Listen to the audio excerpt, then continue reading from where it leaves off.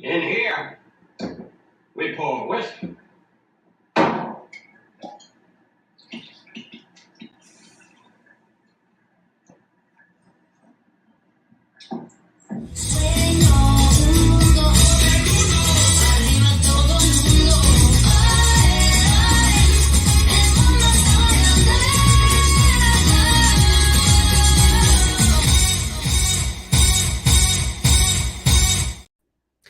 Good evening, friends, Romans, comic book men and women. Welcome to Comic Book Creation Live, Orange Book Comics. I thought we'd have a little comic book chat tonight. This is the last day, basically, of the Albatross Junction issues 1, 2, and 3 Indiegogo campaign.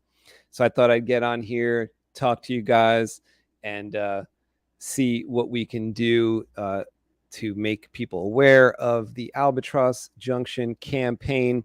It's been going on for almost 60 days, and Indiegogo has a limit of 60 days on the campaign. After that, we can go into in demand. But this is the final 30 hours, the final day of the campaign itself. So I thought we'd get on here, talk some comic books. It's Mundo Monday. Mundo's going to show up after work.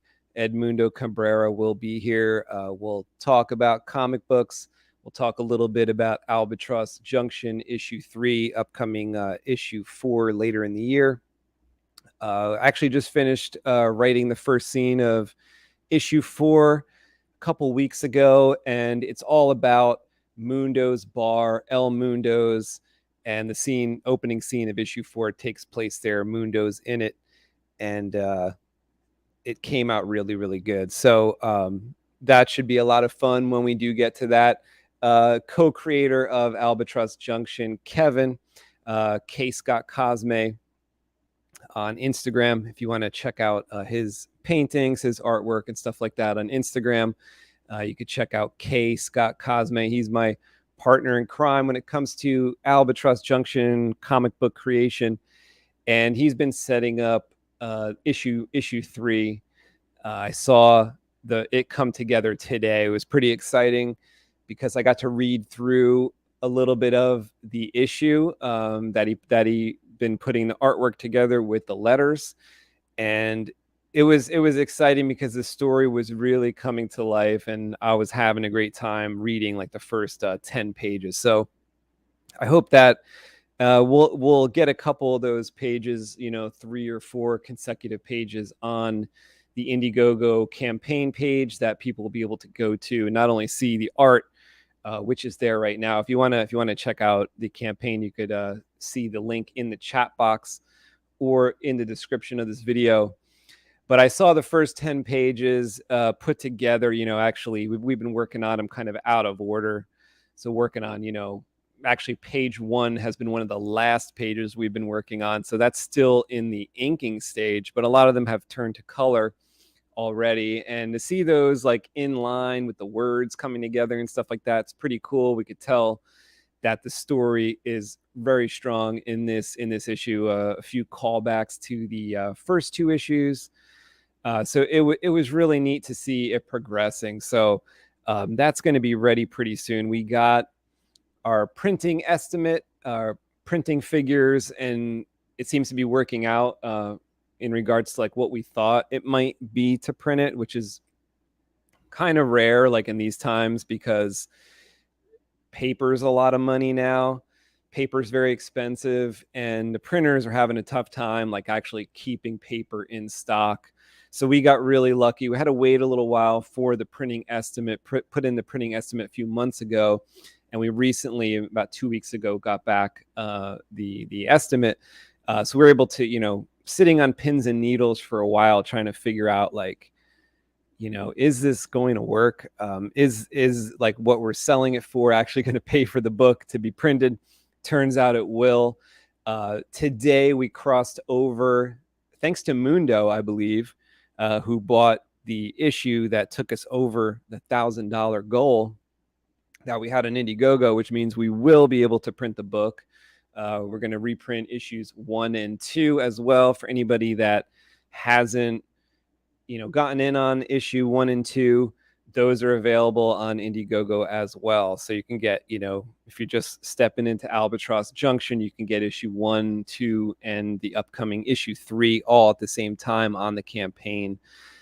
So that'll be really cool to see people's reaction to like all 3 issues and see what they think of the story there.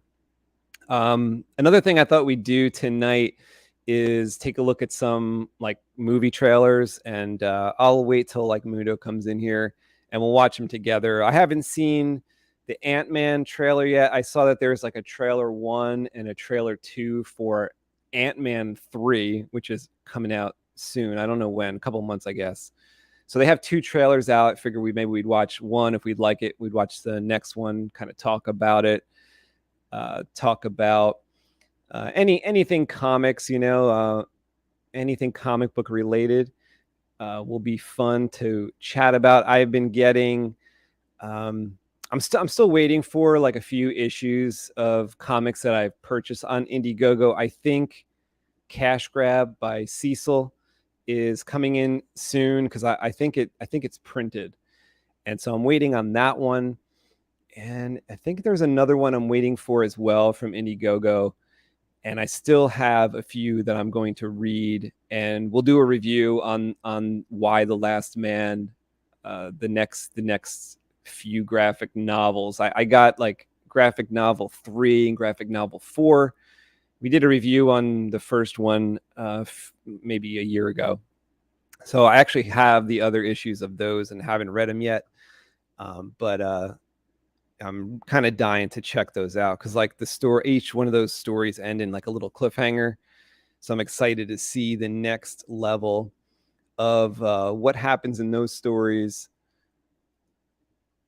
Whoa, Primal Gamer is here. What is going on, buddy? Hey, yo. Is that your artwork in the in your little icon there? I know your artwork is pretty badass. I've been following you on TikTok, and really, really awesome artwork. Let's play Primal's intro here.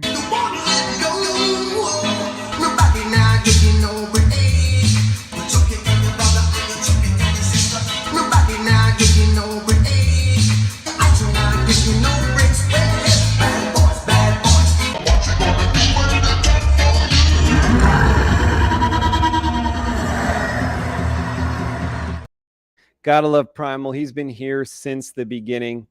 Let me know if anything's going on with the audio or anything with my mic. I haven't live streamed in a while, so hopefully everything is still operational with my equipment.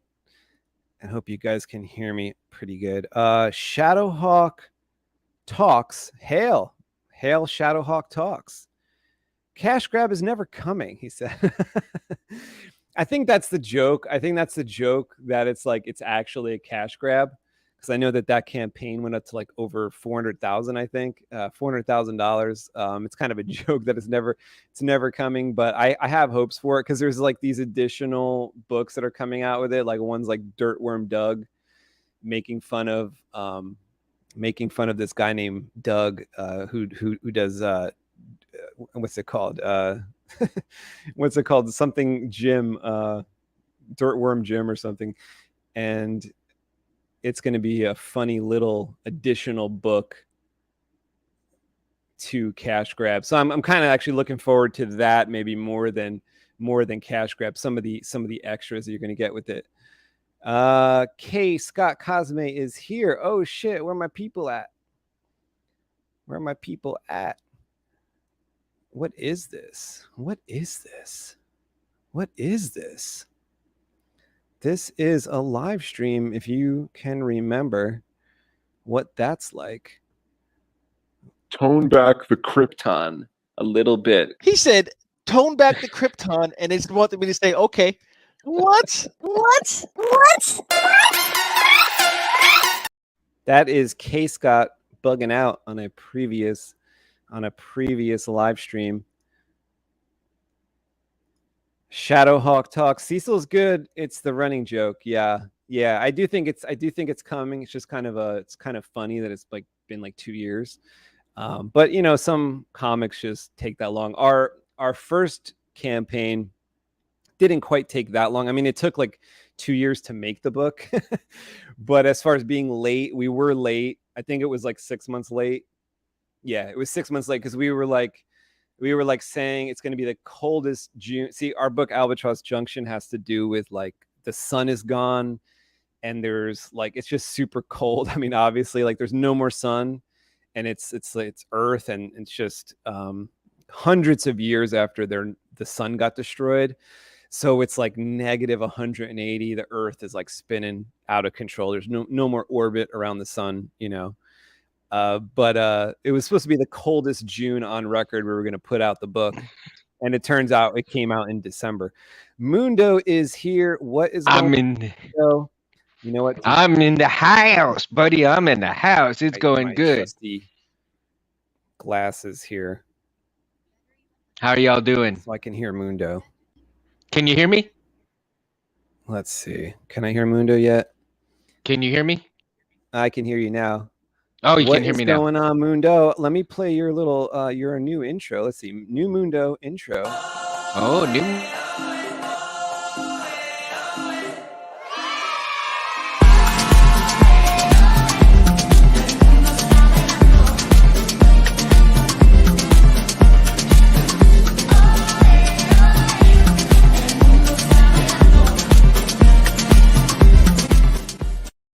There he is. Woohoo! What up? What up? What's going on? You back from work tonight? Were you at work? Yes, sir. Yes, sir. I got home actually a little bit early. I was doing some stuff with my daughter, and so I was all like, "Oh shit, they're getting on just a little bit earlier." And I was like, "Okay, I'll get on with them right now, because my daughter just started playing songs and this and that with her friend." I'm all like, "All right, I'm outies. Y'all do your homework. Do whatever y'all gotta do." You got like a new hairstyle going. I'm getting jealous. Your hair looks Nah, man. It just my hair's getting long. I haven't had a chance to go get a haircut, dude. I want to get that. Jealous. I want to get that short and spiky hair going, dude. Now I got I got the fro. I'm sorry about that. I got all kinds of people calling me. Crazy. So yeah, man. I talked to TK this morning. What up? What up? Kevin? I thought he's gonna come on with us tonight, man. How's he doing? He's all right. Like I said, he's got the power to just come in here because he's an admin on the StreamYard. But he might be busy. I know he was setting up the issue 3 of Albatross Junction earlier today, so he's working hard setting it up. He says, "Mundo, you're glowing." Mundo's got good lighting tonight. Mundo's I got it. Kind of light. You know, I did, man. I mean, because my wife has 2 of those like stands for the ring light. Yeah, the rig light. So I've got my phone on it, and it's got that little ring. It's got that little ring light, and then also have a little bench light here. So I've got both of them on right now. So I'm like, woo, I got some good lighting today, man. I'm in the garage right now. So. Good. Yeah, man. So yeah, it's been you know, I've been itching to get that issue 3, man. I'm like, can't wait. So I put in for it today. Yeah, like I think you'll be happy when you see issue 4. I kind of rewrote issue 4 a couple weeks back, and a scene at Mundo's bar worked out really, really well for the opening scene. So I moved it. It was later in the book. I moved it to the beginning of issue 4. So that'll come out like later this year. We're gonna try to put out like 2 issues a year, and cool. I think you'll be pretty happy with that because it's like integral to what's going on in the story, like what you're involved in as the bartender. You are serving somebody that like has something to do with what's going on in the story. And even in this issue, like there's a character in this issue that will come into Mundo's bar at the beginning of issue 4. I won't really give any more away than that, but you know, there's a character from this issue 3, and you'll interact with them in the next issue. So it'll be Cool. pretty cool, I think. Kevin says I'm Yeah. actually working on work.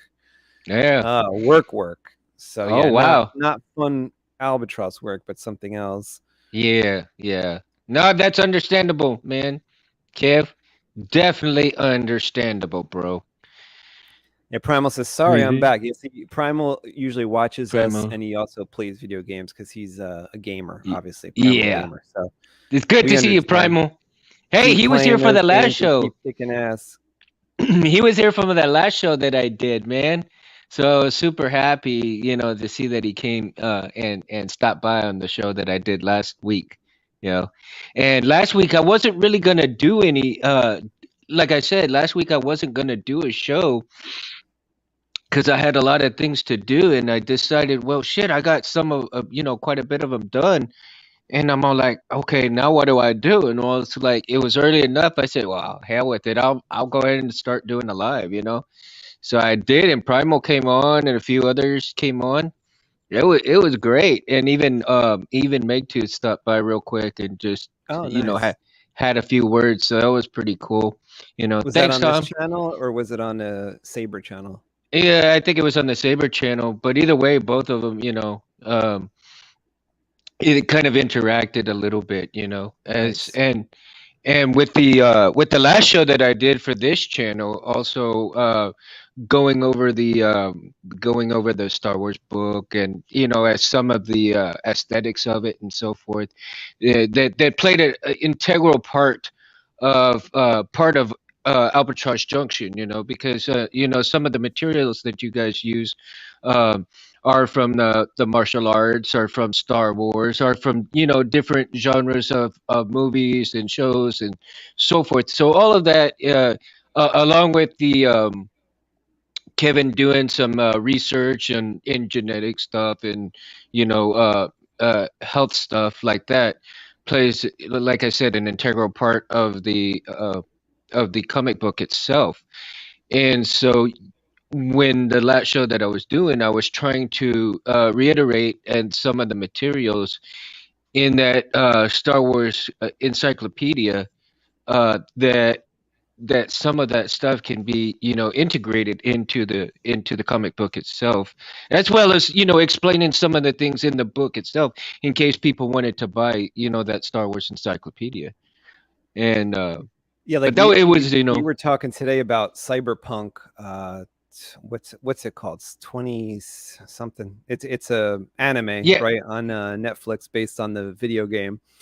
And yeah, you were telling me how it related a bunch to Albatross, and I agreed. Kevin told me to watch it because of that, and I watched it. The parts where people's bodies are kind of integrated with like electronics and robot stuff, and that really related to like the nanotechnology in our comic book, and it kind of seemed like it also fit in the timeline almost, where there's this, it's 2076, I think, or whatever, and by right. the time you get to like Albatross time, which is like 1,000 years from now or 700 years from now or something, it Hmm. it probably would advance to the level that it would be like in our comic, like fully integrated Hmm. nanotechnology like inside the bloodstream. I mean, it's kind of already started. Like Kevin sends me these articles where like the COVID's shot is like I don't know, implanting little robots into people or something like that, and it's kind of already Conspiracy it's theories. kind of already started, right? If Conspiracy that's theories. true, it's kind of already started, because there's a company in our comic called Pig Fate Mechanical, who Hmm. originally implanted people with these nanotech, and the nanotech stuff is like multiplying. It like multiplies on its own, so it's Hmm. kind of gotten out of control. So even people that like didn't want it got it anyway, because it's like multiplying inside people's bodies and like getting into the food supply, getting into the water supply. People eat the food, drink the water, and inevitably like swallow and integrate these small tiny robot and circuits into their bloodstream and stuff like that, which helps them. I don't know if you could say help, because it like keeps them alive longer, Right. helps them kill cancer cells, and it does good stuff inside the body. But I mean, it's kind of a weird question to say, like, how long do you really want to live, right? Because Yeah. sometimes you have like a grandparent or somebody in your life that's like really really old, and like my grandma, she didn't always want to live, right? There are certain times where they're like Hmm. in pain and they're like, kill me now. Or I mean, it's sad but true, right? Sometimes you're in Yeah. pain, you're 95 years old. In our story with the nanotech and stuff, it's like it keeps you alive. Maybe it kills that cancer, maybe it keeps you warm in these 180 or negative 180 degree temperatures of a sunless environment. But at the same time, do you really want to stay alive, right? Like, is it really good to stay alive to 140 or something like that, especially in a harsh world of Albatross Junction? So it's like a really interesting like thing to think about. If you could stay alive, like, do you really want to, like, under those circumstances? Like, sometimes it may not be the best thing, but you can't expel the nanotech. Like, you can't like throw up and get rid of it. It's like integrated in the bloodstream in our Right. story. Whereas like Yeah. in Cyberpunk, it was like robotic additions, that added to a person and also took a lot away from a person. So Hmm. remember when they use the powers or use the abilities, especially the main character who got Oh, like, and then yeah, and then it drove them crazy a little bit, yeah, like it that, kind of affects the mind. They had a problem when they used it too much. right. And Kevin's right.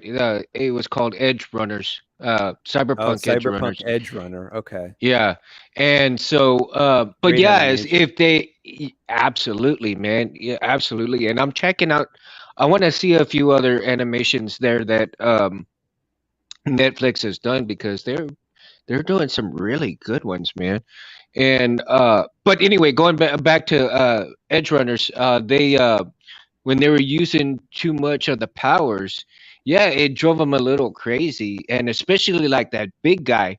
He told um, what was his name? I guess David was the main character's name, and he told him, hey, you ain't gonna have my shit until I'm dead. And then, it came to the point where he's like, uh, he knew his time was up, and he was like, yeah, they're yours, and but it ain't going nowhere. You got to be smart about it. And he warned him. He told him too.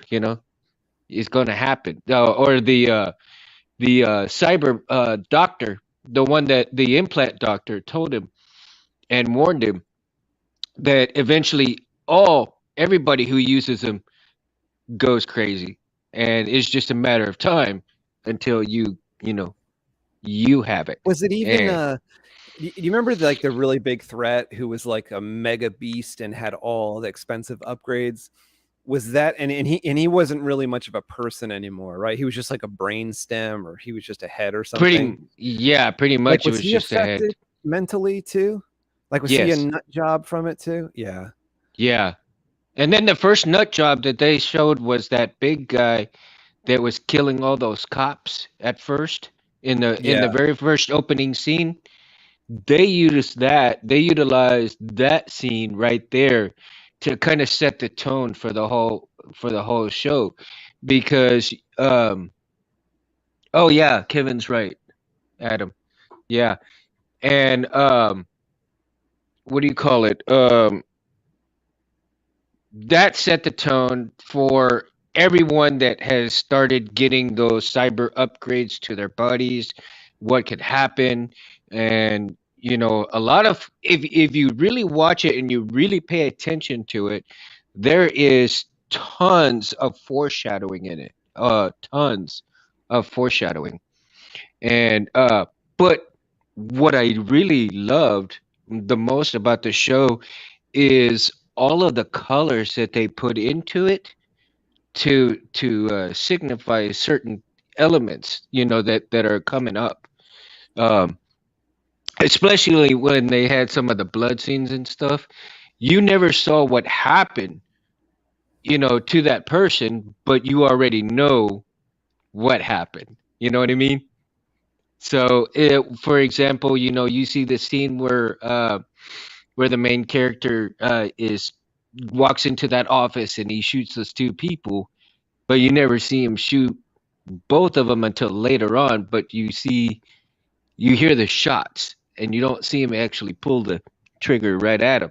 But then it goes back to the scene a little bit later that they're laying on the floor, and uh, uh like I said, there's a lot of foreshadowing, and then it comes back to it and so forth. So I thought it was pretty interesting on how they relayed a lot of the colors to signify certain scenes, and then come back to it and tone it down just a tiny bit. It was really cool. Color wise, I loved when the main character would accelerate to his like velocity powers, and there was Yeah. this trail behind him. We talked about that before, I think, on the show, and Mhm. I just love that style of doing the speed. Mhm. I've always loved, characters that can move really fast and how they portray that, especially in like the shows as well. The Flash. I don't know if you watch like the Grant Gustin show on the Oh, CW. absolutely, dude. That is one of my favorite shows from the CW. Is that and the Green Arrow, of course. And then when they integrated both of them together, woo, my Yeah, they would goodness. have like crossovers, and Mhm. the first couple seasons of the Flash, maybe the CGI wasn't as good as it was a little later on, but they all kind of integrated the Speed Force and into the effect with the Mhm. lightning and the trails that would come off his body when he was running fast. And I just love the portrayal of like running fast. One of my favorite comic book covers is the one where it's Superman versus the Flash in a speed contest, and Mhm. it's like who will win on this ground race. That's a really cool cover where they show them both like racing, and I They just love should. the way that that happens. They showed a little video on that. I think I don't know if it was on TikTok or if it was on where I saw it, but I think it was a small clip. Could have been on Facebook too. It was a small clip when Superman and the Flash were like kids in high school, and it was the race that you're talking about, right? Yeah, And like I think I'm remembering some kind of like maybe 1980s comic, but they must have done it mm-hmm, again in like a cartoon. You know how DC always makes a cartoon of like it's kind of funny because when the new movie's coming out, like for DC, mm-hmm, even for Marvel, honestly, there's a movie that's coming out like let's say 6 months from now. They will usually have a cartoon animated movie now that's basically that story, mm-hmm. if you know what I mean. There was like a Doctor Strange cartoon, which basically ended up being like the Doctor Strange movie plot. They had Yeah. a Iron Man cartoon, which was like one of the Iron Man movie plots, like before the movie even came out.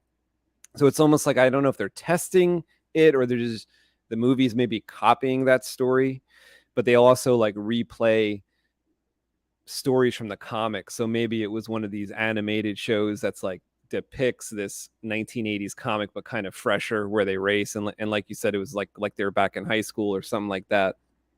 Well, I think they use those to capture their audience. So if they like the animated movie or show, then they're gonna watch the movie. You know, at least that's Yeah, what it's I like think. I felt like the X-Men not prototype, how do you say it, they had like a one-off X-Men cartoon back in like 1985, Mm-hmm. and it was like that 1999 X-Men movie followed a lot of that plot, even though that it was only like a 25-minute cartoon. It never got picked up. Only later did they have that 90s X-Men cartoon. It was different artwork, different style.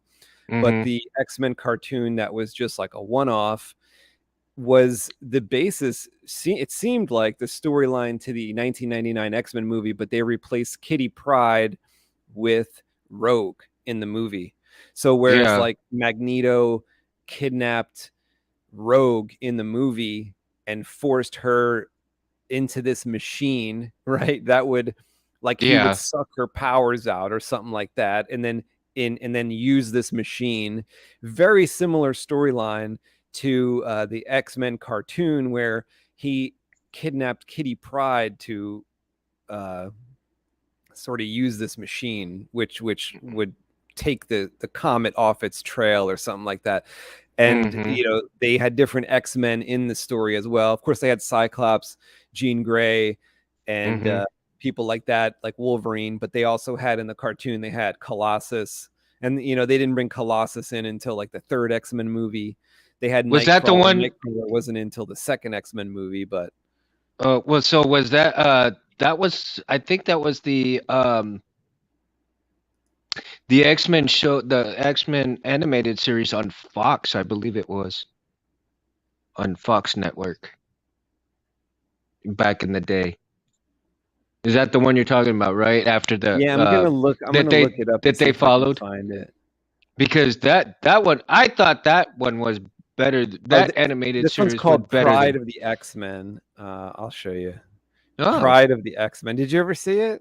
I think I may have. I mean, I don't miss see if much. I can pull it up. I don't know if like our stream is gonna get like, you know, I'll pause it a bunch of times and we'll talk about it, because I don't know if the stream like gets flagged for this or whatever. But let me see. I'll try to show you right now. All rights to. Let me know if you can hear this when I start playing it. Let me know if you could hear this. If you think superheroes like me can fight all your I can hear it. Again, I can hear it. Your local state like look at. Oh, okay. So that Do you remember this intro? Okay, so Where I Spider-Man did not. Talk to you? Wow, I did not watch that one. That's all right, crazy. check this out. I'm gonna see if we could like play this. It's not very long. It is like, this is my favorite X-Men cartoon. Like, everyone loves the Fox 90s version. I don't think a lot of people know about this one. See, that I like the Fox one, and that I love the guy who played Wolverine in the 90s, you know, the Fox one. Wait till you hear Wolverine's voice in this. It's almost like, and the opening song is awesome. So like, I don't know if they took some of this and brought it into the X-Men cartoon of the 90s. I never really watched a whole lot of the 90s one. I've seen some episodes, but I love this one so much. I had bought they had a videotape, and so I got the videotape, and I had my dad transfer the videotape to DVD eventually, and then I would play this. I would put it into my computer, and I'd play this all the time. They gave Wolverine a you know how Wolverine's supposed to be Canadian, right? In this cartoon, he's like Australian. He's got an Australian voice, but it's the same mannerisms, kind of. You know, he's still gruff. He still says like bub, but it's Australian. It's pretty funny, and they use some of the voices from like. So if you've obviously seen like the G.I. Joe cartoon of the 80s. Yeah. Duke is Cyclops. And you might be able to pick out a couple other voices that are like famous of that era.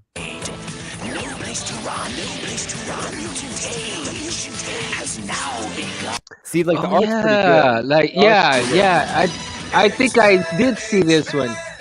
Yes, I did see this. You're right. So I forget what it's called. I keep saying prototype, but what is it called when you put out a show and you're not sure if it's going to work, but you maybe just a pilot. The pilot. Yeah, so this is the pilot. It never actually got picked up, but I thought that like this animation is like on par, maybe even better than G.I. Joe. Yeah, and it's got some of the G.I. Joe voice actors. You know, you never know what went on behind the scenes that made it not work.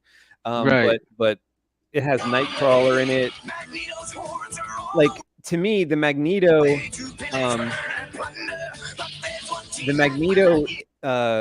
character in this looks to me, and a lot of the art looks a little like Jim Lee, and maybe early Jim Lee, and I just love that type of artwork. Yeah, Jim Lee was the shit, dude. I love his work, and to me, out of all the comic books that I've read and looked at with Wolverine in it, I think Jim Lee's Wolverine is probably my most favorite. Yeah, like to me, like Magneto really looks like he was drawn by Jim Lee in this, and the Juggernaut looks a little like, you know, when Jim Lee came on, he kind of gave them different costumes. But the Cyclops costume in this is like one of my favorite Cyclops costumes. Just the just a blue shirt with like the yellow underwear and the yellow boots. That's like the best Cyclops costume until Jim Lee changed it to be like have like a yellow belt going across like a sash. Yeah. That's crazy.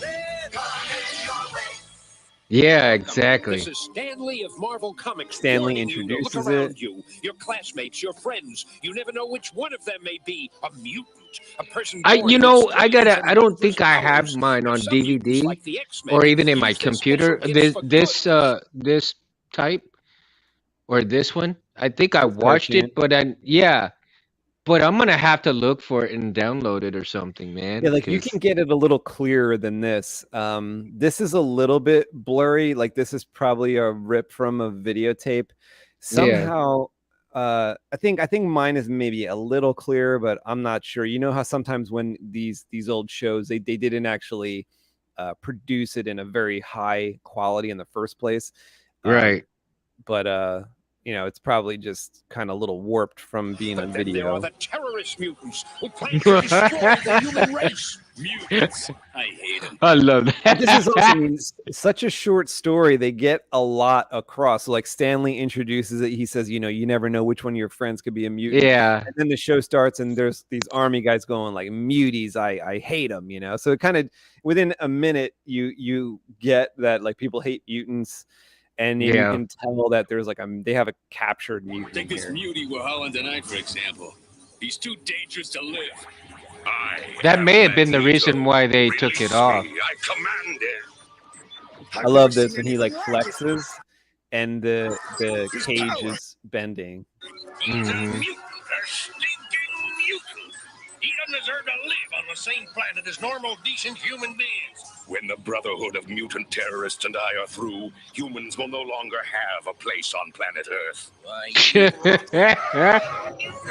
Oh, that is so great. Colonel Chappie, come in, please. And all rights reserved to Marvel. Yeah. Men are so helpless against the mental powers of the White Queen. See, I And think this if was, we you know, like- mention them, It took a while for them to bring like the White Queen into the X-Men movie series. I think it was. Oh, yeah. It Frost. wasn't until like basically X-Men 4, which was the one where they did like it was like the 1960s X-Men, where you had like Professor X was still walking around. He wasn't in the wheelchair yet. right? Then they had the White Queen, but really the White Queen was like one of the main enemies the whole time. You know, she was like integral in the like the basically controlling the Jean Grey before she became the Phoenix or while she was the Phoenix. Right. Stuff And I like can't that. believe that they had Emma Frost actually go from bad to good.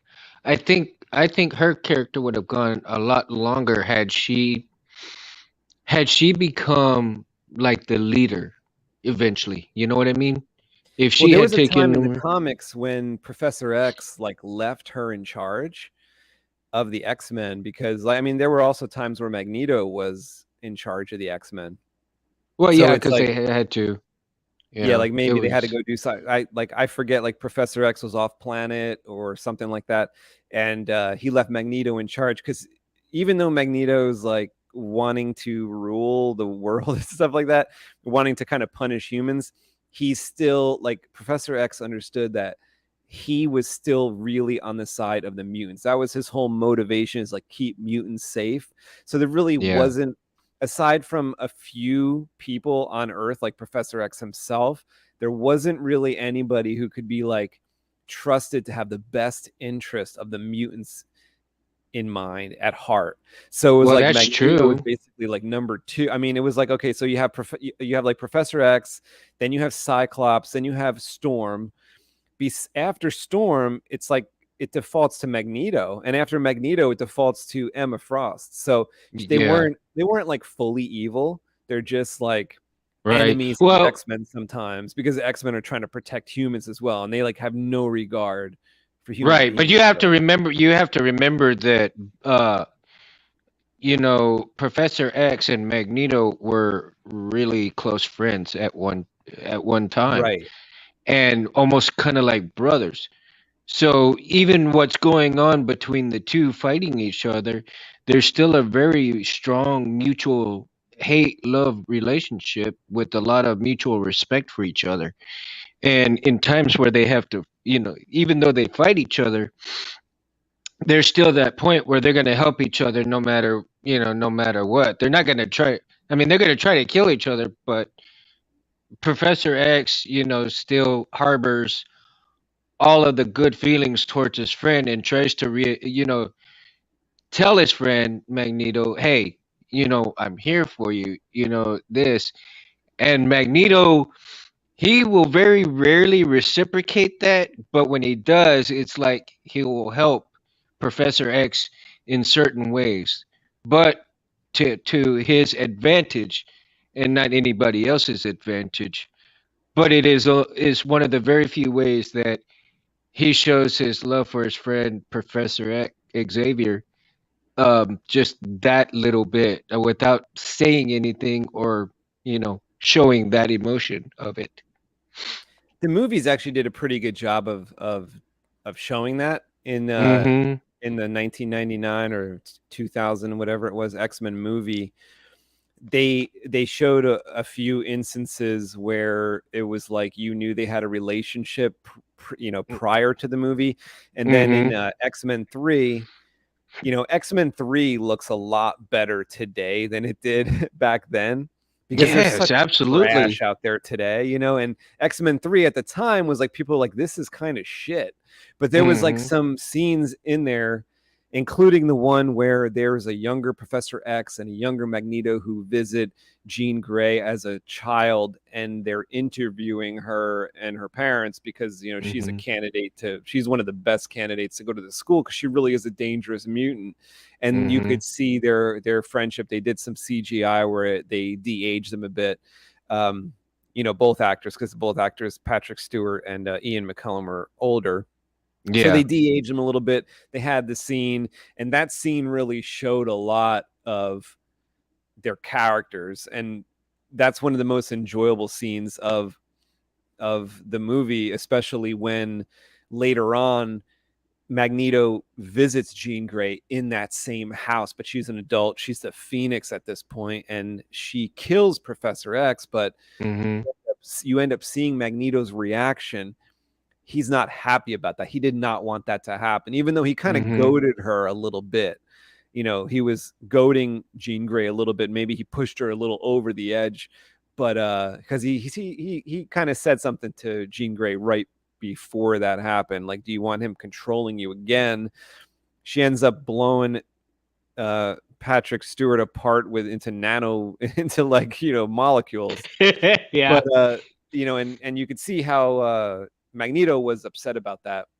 He did not want that to happen. He's not really trying to kill Professor X. He's just trying to make sure mutants are like number one and humans are number two. And Professor X wants to just make sure that Magneto doesn't hurt humans, because once Magneto hurts humans, then the humans send their armies against all mutants. It's not, they don't differentiate between like, oh, there's this brotherhood of evil mutants, we have to go after them. It's like, no, they're like, we need to go after the X-Men plus Magneto's group. They're all the same. That's how humans look at it. They're all the same, Right.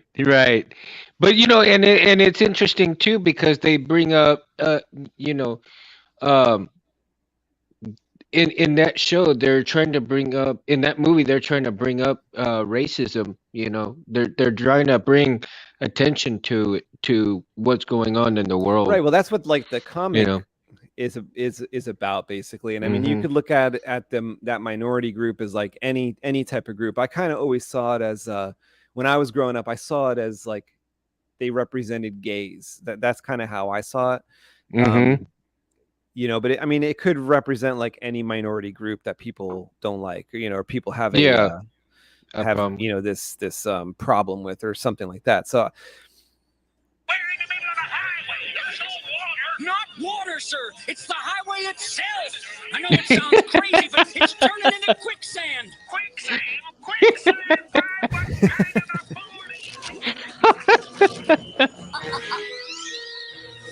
Oh my gosh. Magneto, your deliverance is at hand.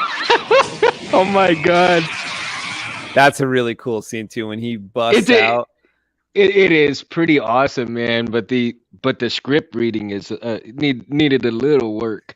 I mean, Yeah. they are rocketing through this story. I mean, you just got so much information right there. Mhm. Like, first of all, the convoys looks like it's sinking, looks like it's quicksand. They're screaming, and then they Mhm. show that was just in their mind, and then you understand, oh, the White Queen actually can affect people's minds. So if Right. you're just new Yeah. to the X-Men here, if this is a pilot, so if you're just new to the X-Men and you're watching this and you don't understand who any of these characters are, you get within, I don't know, 2 minutes, like Magneto here is imprisoned.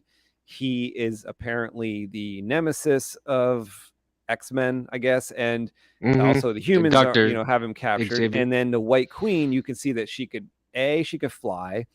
B, she's got mind powers. So she's kind of like, maybe she's better than Professor X. I mean, you kind of don't know yet, but like, is she more powerful than Professor X? I mean, Professor X can't fly. She's flying in, and she's got these mind powers, and she threw a lightning bolt at the convoy. Hold it, mutant. And then you could see from like this scene that this guy can, I guess he controls guns or he controls metal, which is what his Metal. actual power It's is. metal. Yeah. He's the master of magnetism. Swatting a gnat. That was cool too. Like that, I always looked at the art, so I was always happy with the way this looked. Like I said, They did a wonderful job on that. I mean, There- just like like- it looks like the metal just ripped open like that. yeah, and I feel like they got like the physical way Aspect things of it. work, yeah, like pretty well. Like later on in the show, Yeah. they have Colossus meets up with the Blob, and the Blob says nothing can move the Blob.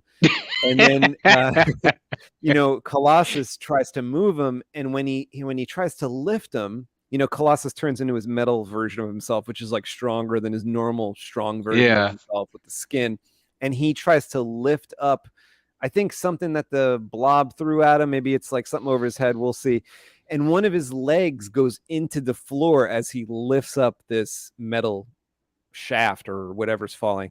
So it's like they kind of got the physics right on a lot of this stuff, which is, I mean, hard for a cartoon, I'd imagine. Yeah. Colonel Chaffee! Colonel Chaffee! Colonel, are you all right, sir? With that murderous mutant on the loose, son. And that's kind of how Magneto flew around too, right? Like in the comics, he had like a spherical energy thing going on. In the movie, they did it more realistic, where he's like has metal that he's like, let's say his heels or his shoes are steel, Mhm. so he's like lifting up the steel underneath his shoes, and that makes him fly. In the comics, it was more like he was controlling the magnetism from himself, because human body and Right. the earth have a certain magnetic workings, and he would use the magnetism of the air, his body, against the earth's magnetic pull, and push himself off the earth, and it would appear like a sphere in the comic. None of us are gonna Yeah, Kinda like that- this. yeah, and that's pretty badass. Would you wait here for me? Forget it, kid. This place gives me the creeps. Give me the creeps too. Oh my god. Dear Miss Pride, it has come to my attention that you have a mutant power, the ability to walk through solid matter. I believe you call it phasing.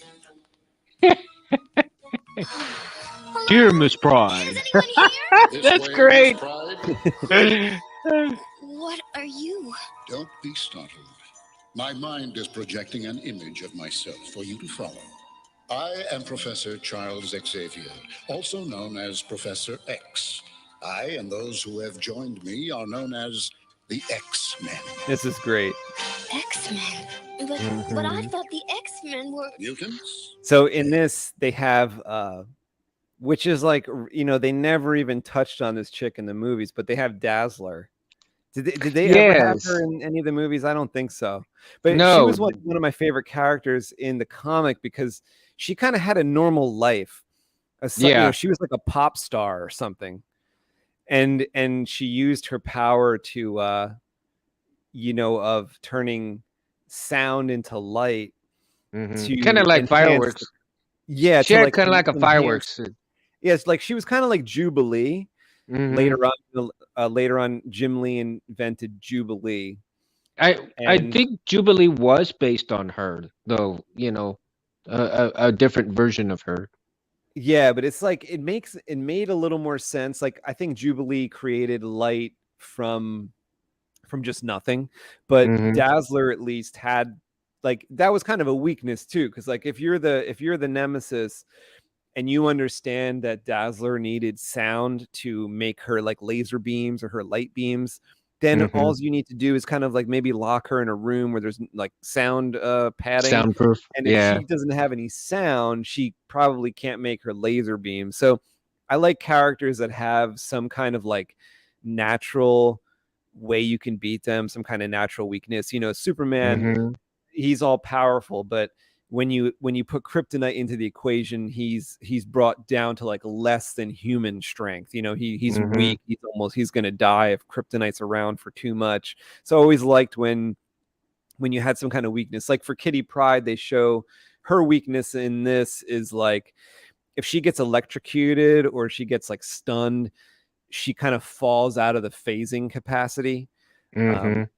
That she has. And I know later on, you know, they give some of these characters, like I think probably 20 years after this cartoon is made, they give these characters different powers. Like in one of the movies, Days of Future Past, Kitty Pryde, played by Ellen Page at the time, had not only the powers of phasing, but she had like the power to like phase into different times, right? Mhm. And timelines and transport people into different timelines and stuff. And the White Queen, who in this has like the standard White Queen powers of mind control and flying and shooting lightning bolts, which really aren't lightning bolts. They're more like I forget what you call them, like psionic bolts. So she could like Mhm. those lightning bolts are supposed to just be able to hit somebody and kind of like put you in a coma. But later Right. on, they decided, oh no, she's got like latent powers that developed, which was like her, and they showed that in the movie where her skin turned into like a diamond hard substance. I guess that they called it like a secondary power of hers. But all the time that I collected comics, like the White Queen just had the mind Mhm. powers. Kitty Pryde was like phasing powers only. And Yeah, and I yeah, love Kitty Pryde when she had the little dragon, you know, get introduced she has that in into the this. She comic has book. that in this. Do you Mhm. remember that Mhm. creature's in this?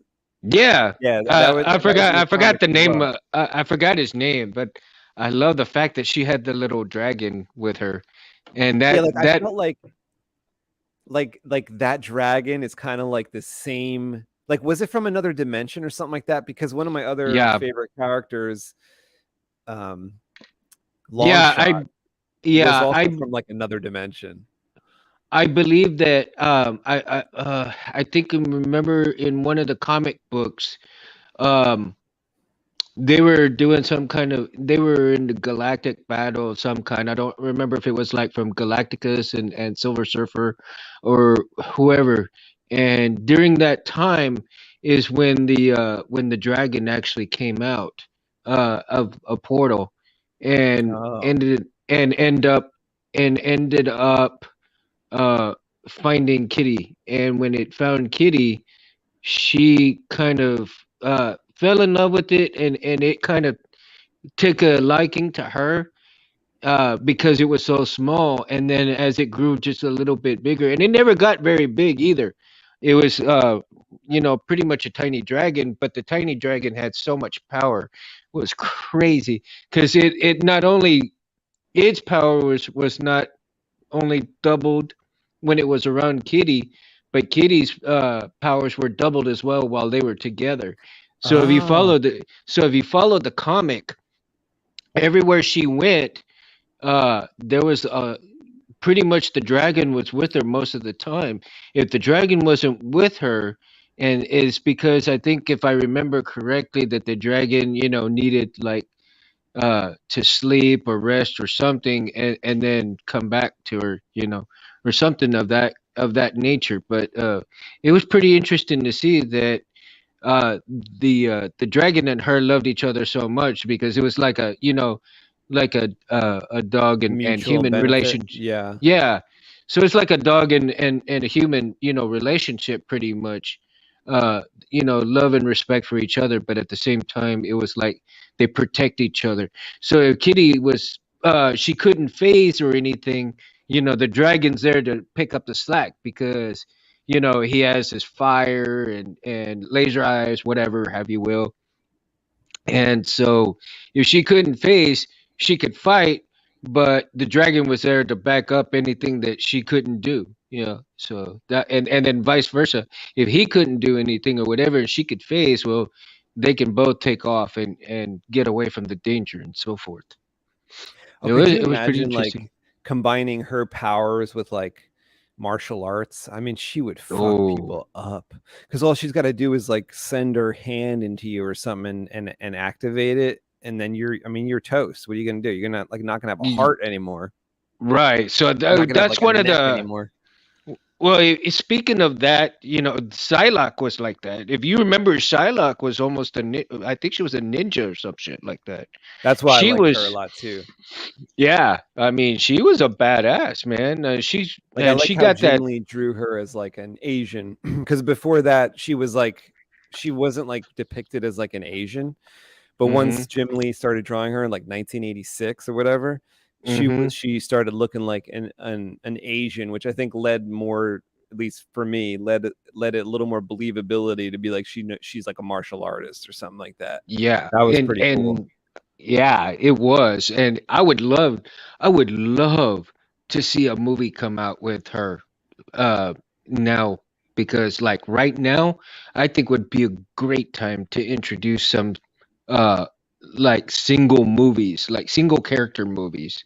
And I think her movie would be exceptionally badass, not only because of the martial arts, and of course martial arts goes a long way in movies right now, um but at the same time, can you imagine seeing the CGI energy blade coming from her Oh, hand, that'd be sick. dude, and as well as her katana, with that same kind of energy blade around it, right? And oh, dude, I think that would be so sick to have Yeah, it. because it was like the only time she was depicted when Olivia Munn played her, it Uh-huh. wasn't quite Psylocke, like in that, like Yeah. it looked okay, like it looked pretty good, but and like Olivia Munn did like a good job, but like Mhm. it wasn't Psylocke really, like the characters, like the character in that movie wasn't really like how I feel like Psylocke is, but See, if her movie was to come out but have the same substance as 47 Ronin, dude, that movie that'd be would hit. crazy. Dude, that movie would freaking blow up in the Speaking box of office. martial arts in movies, I don't know if you're aware. I just came across it today that Crouching Tiger, Hidden Dragons coming back out in the movies again. Is it So if you cool? want to I see love it in it. a theater, it's coming back out. It's pretty cool. I think that's really I, lo- neat I bought the to be able to see DVD. it I in a love that theater movie. I love that movie, dude. because it is one of those that like if you see it on the big screen, which I did, back when it came out in Yeah. 1998 or whatever. Uh-huh. It was epic because you have those scenes like first of all the scenes in the desert are more epic on the big screen, and also the scenes where they are like engaged in flying around on the tree branches. It's kind of Mhm. made for that widescreen movie Absolutely. experience. It's just those like the wind blowing and the trees And the swaying and the characters on the tree limbs. I mean, you got to see it in the movies if you haven't, if yeah. you're younger and you haven't got that experience, that's a good one to see. And the cast was Just like just Star Wars, epic. when it came back in the theater, it was fun to watch, Mhm. to like rewatch it. And the cast is just epic. Oh my Michelle god, Yeoh. yeah. Oh, I love her a lot of her movies are fantastic, man. There's A that lot of newer her. one that I still haven't seen, but I hear it's really good. Hmm. Where she apparently does some like martial arts, like about like a multiverse type of scenario. Yeah. I think she's also coming out on Netflix's new show where it's the beginning of That like Witcher Origins, that looks awful though. And I've yeah, actually heard it's Witcher's pretty Origin. terrible. Not Really? because of her, but because of the story. The story is like absolutely awful, I hear. I Absolutely haven't. terrible. I've only If you seen like watch it, 30 let me minutes know. of it. Well, I've seen only like 30 minutes of it, man, and you know, I haven't really been able to watch too much of it, but I need to catch up on it. Yeah, I'll let you know. But how do you know about what I can do? All the things you mentioned in this letter, no one knows, not even my parents. This is Cerebro, a powerful computer with a special circuit which can detect the unique Cerebro helps me kidnap kids. brainwaves emitted by mutants. That is how I found you. And I really am a Dirty old man. I'm a freak. No, He my dear. The found way she you. looks here, like the way she's drawn, looks a little more like Jean Grey than Kitty Pryde. Like, she's Right. got like orange hair. She's got those kind of like green Yeah. eyes here. And very conservative. Yeah, she looks like Jean Grey as like a little younger. I don't understand, and I'm afraid too. At one point, we were all afraid, Kitty. Come, we'll meet the others. This is the control center for the danger room. And down Oh there, my And they have the gosh. danger room in here. I mean, they really packed where the this with XMen everything. train to improve their mutant skills by engaging This is a pretty in cool simulated I like the combat concept of the provided by a danger room. combination of holograms Yeah, and robotics. I always did. This is Scott Summers, better known as Cyclops. His eyes shoot concentrated beams of pure energy. Next is Peter Raskin. This is pretty cool. His code name is Colossus. Because that's the Colossus from the comics. Like that Yeah. outfit, like all Yeah. through the 80s, that's what he looked like. Don't worry, Kitty, as Colossus Peter is impervious to harm. He's good. Next, meet Allison Blair, the Dazzler. She can transform sound into powerful bolts of light. By the way, this like only aired at like 5:30 a.m. on certain Yes. Saturdays. Like Yeah. you had to, if you really wanted to see this when it came out, like 1985, like I did, you had to get up at like 5:15 to watch this. And they played it a few times, I guess, trying to garner some interest or something because it was a pilot, but something about it didn't work. Maybe because they played it at 5:30 in the morning. Oh, who's that? Nightcrawler. Nightcrawler has mastered the art of line-of-sight teleportation. That's Wolverine with razor-like adamantium claws. They're sharp enough to slice through almost any substance known to man. Now we meet Storm, whose mutant ability to control weather itself is still not completely understood. Finally, as for me, I have the ability to see into people's minds. Their minds? Oh, don't worry, child. I don't use my gift recklessly. I think you'll find my X-Men a very pleasant group once you get to know them, Miss Pride. Scott, I have someone up here. Oh, don't worry, child. I know what's in your deep, dark secret. Shit, your parents don't even know. Talk about a mind fuck. Please allow me. Professor? Oh. Kitty, you're phasing. So they're showing right here how like her going through the computer really screws up the computer. So that kind of Yeah. comes into play later. And like this has a like a real pace that like a comic book kind of should. You know, like a really good comic book issue will Mhm. kind of have a lot in one issue, you know? And Mhm. this 20-minute show has like a lot in it. You know, some comics don't, you know, especially today's comics, they don't really like go that far in an issue. I mean, some of the modern comics is just like a 20-page issue where there might not even be any action. It's like people talking at a coffee shop or something like that. This is like a lot of stuff packed into one 20-minute thing, which is basically like if each minute's like a page, it's like a 22-minute or a 22-page comic.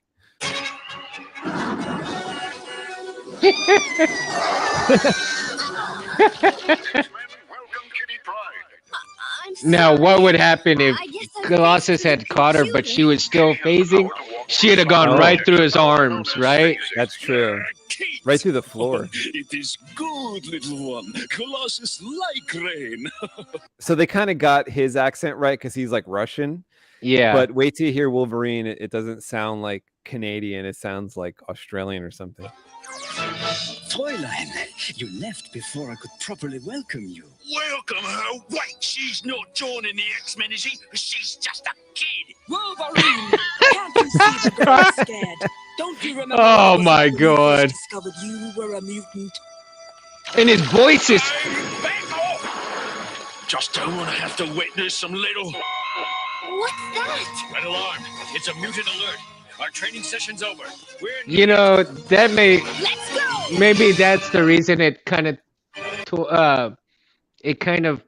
put me off to it, because knowing what the other animation was, because Wolverine's voice was deeper and darker in the other one, right? In this one here, like you're saying, it's much higher. And you would think that Wolverine would have a much deeper, darker voice in this one, right? I guess it's a matter of taste too, as far as like what you like better. For me, artwork wise, I like this animation better. The 90s cartoon to me looked a little sloppier. The proportions on the female bodies on the 1990s one, I don't think was as good as this, and the animation wasn't as smooth. Like I like this G.I. Joe look to the animation, and the 90s one, it looked like they, people are probably going to hate me for saying that. I thought it looked a little choppy. Maybe it wasn't, maybe like the frame rate wasn't as high as this or something. Yeah. Wait for me!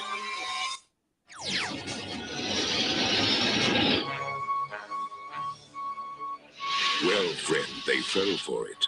You may begin, Juggernaut. All right. And let nothing stand in your way. Are those people? No, I love the way they drew Juggernaut pretty well on that one. My stepbrother. Yeah. Juggernaut. Watch him like smash through Yes, the it is the X-Men's doorway or sworn whatever. It's duty pretty to good. protect mankind by battling Magneto and his evil terrorist mutants. If Magneto should win, the human race will become slaves of the evil mutants. Giddy! You're scrambling Cerebro's defensive circuits. They're inside the mansion. What do we do? Magneto cannot hide his thoughts from me. See, so this is a little different from the movie where in the movie, and I don't remember how it was in the comic exactly, but in the live action movie, you couldn't read Magneto's thoughts through the helmet. It was something about the helmet that prevented Professor X. Remember, they had to like remove the helmet and then he could do it. Yeah. In this, Magneto's got the helmet on, but Professor X can still affect his mind. Yeah, I didn't particularly like that plot of it, that part of it where he could read, because that was the whole basis for Magneto having the helmet, was to keep Charles from getting in his head. Charles out, right? Yeah. What he wants is Cerebro's mutant power circuit. Can we stop him? We're about to find out. Quickly, child, take it. Protect the circuit at all costs. What's wrong, Charlie? No warm welcome for your dear stepbrother? You've always been welcome in my home, Kane. It's your choice of friends I question. Juggernaut has chosen his friends well, Xavier. Ah, the mutant power circuit. Give it to me, girl. Kitty, phase out. Use your power, Kitty. Give it to me now or suffer later. Where do you think you're Okay, so here's where I have a problem with that scene right there. Here's where I have a problem with that scene right there.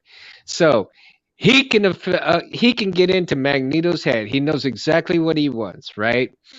And if Magneto used the helmet to keep him out of his head, as well as Juggernaut, if you remember in the comic books and in the shows, the Juggernaut, his suit was specifically to keep his keep brother Charles out of out. his out as well. So those two right there. So how could Charles not stop him if those helmets were not, were being worn and so forth? You see what I mean? Yeah, like So he should have been able to, like, let's say, paralyze them both. yeah, Even exactly. before they got in, like, unless he's just able to, like, when he said, oh, I'm just gonna, like, read his mind, like, maybe he can get the thought, but he can't, like, penetrate enough to, like, immobilize them or That something. could be true. That could be true. That could be true. My child, Actually. you are being foolish. Normal humans hate you for being what you are. Why not join me? No! Normal humans and mutants She's got, like, Birkenstocks on. Figured you would be. I'll never join you! Never! This is pretty good. He uses his magnetism powers. Yeah.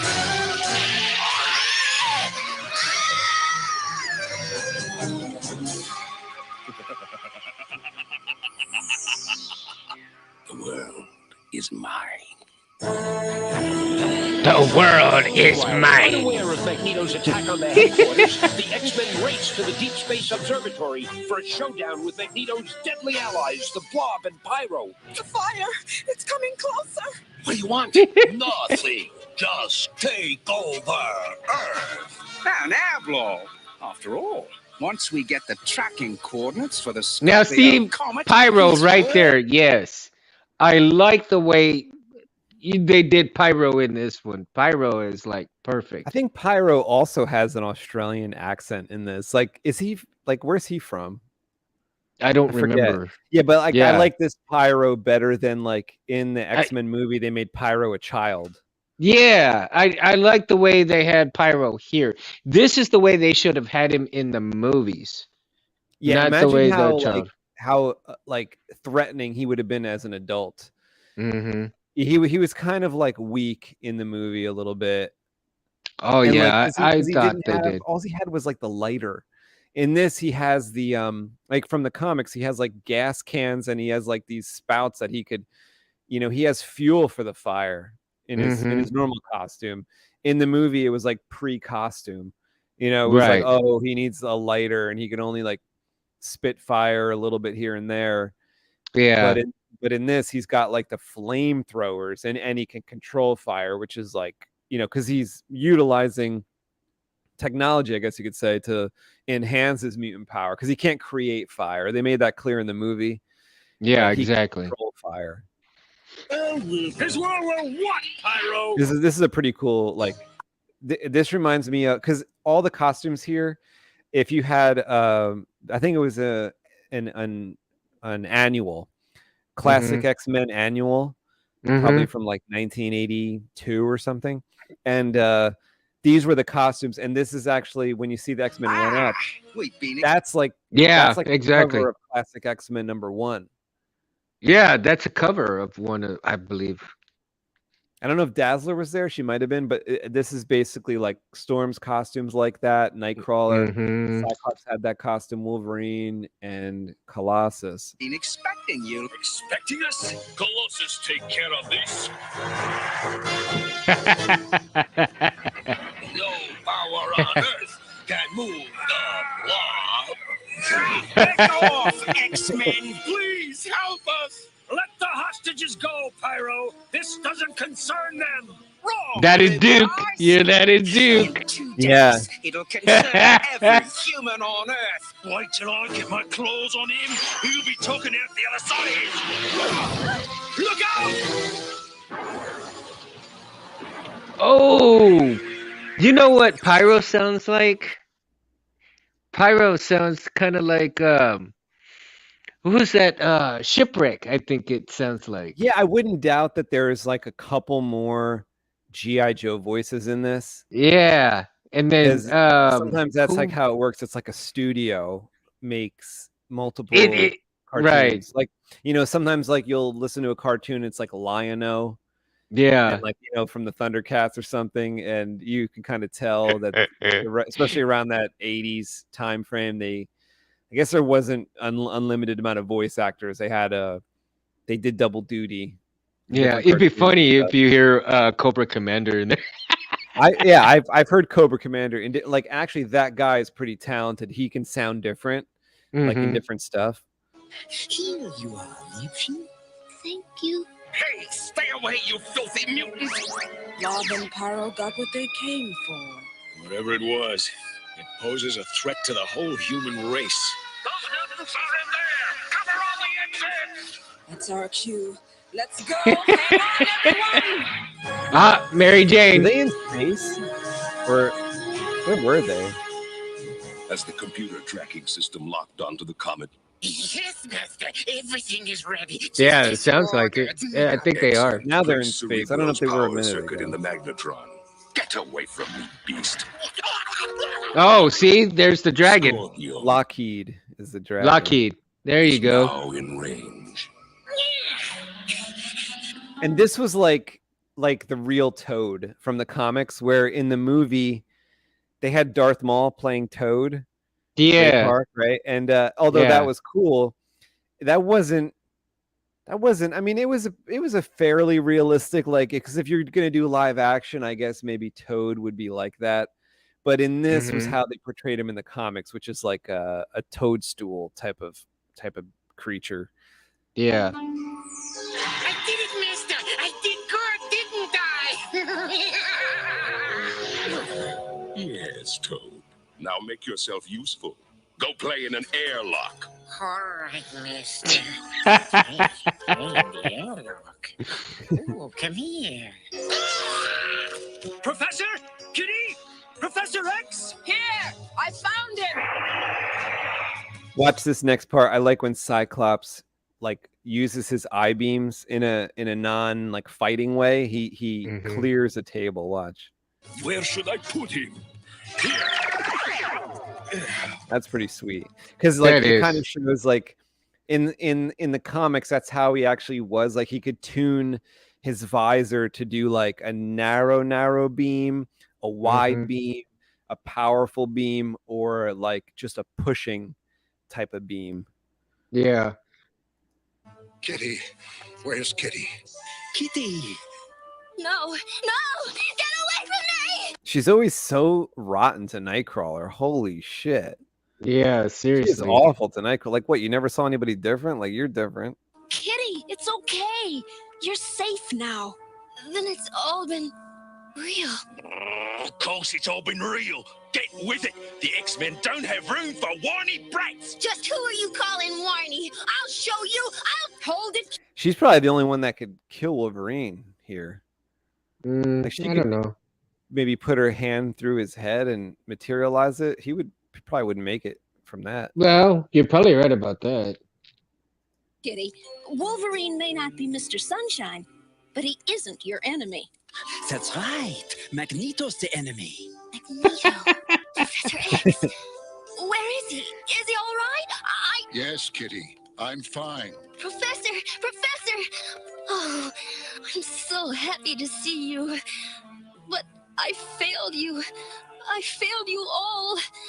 Magneto has the circuit. You didn't fail. I me, child. failed you. None of us I would have had a failed chance you all. Oh I my wonder if it would god. have been better if she like destroyed the circuit rather than let Magneto have it. I don't know, because like her powers can like disrupt the electrical crap or something. Maybe if Yeah. she like put her hand through the circuit, but I don't know if that would like screw over the X-Men too.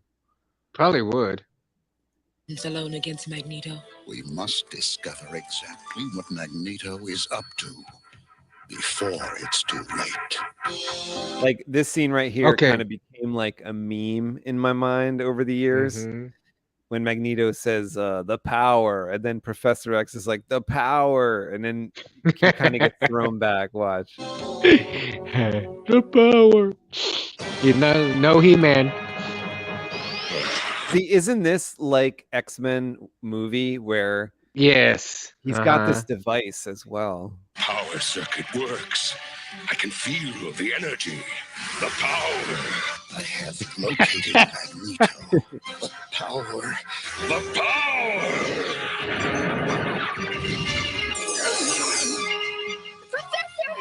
I've done it! I've captured the Scorpio Comet! In less than a day, most of the Okay. race will be See, wiped at this out. point, right, Lockheed was there inside the thing, but He's like From- from space, I guess, in this cartoon.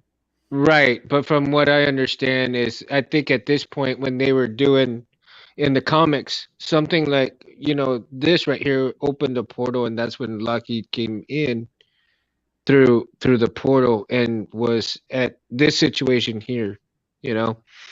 And I mean, this is actually like almost more threatening than what they did in the movie, because in the movie he's just trying to turn like everyone into a mutant right.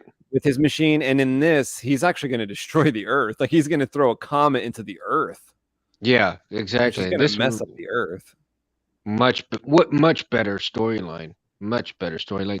And that's the thing, is that a lot of these movies, I honestly think that if they stayed true to the storyline in the comic books, I think their movies would be 10 times, even 1,000 times better.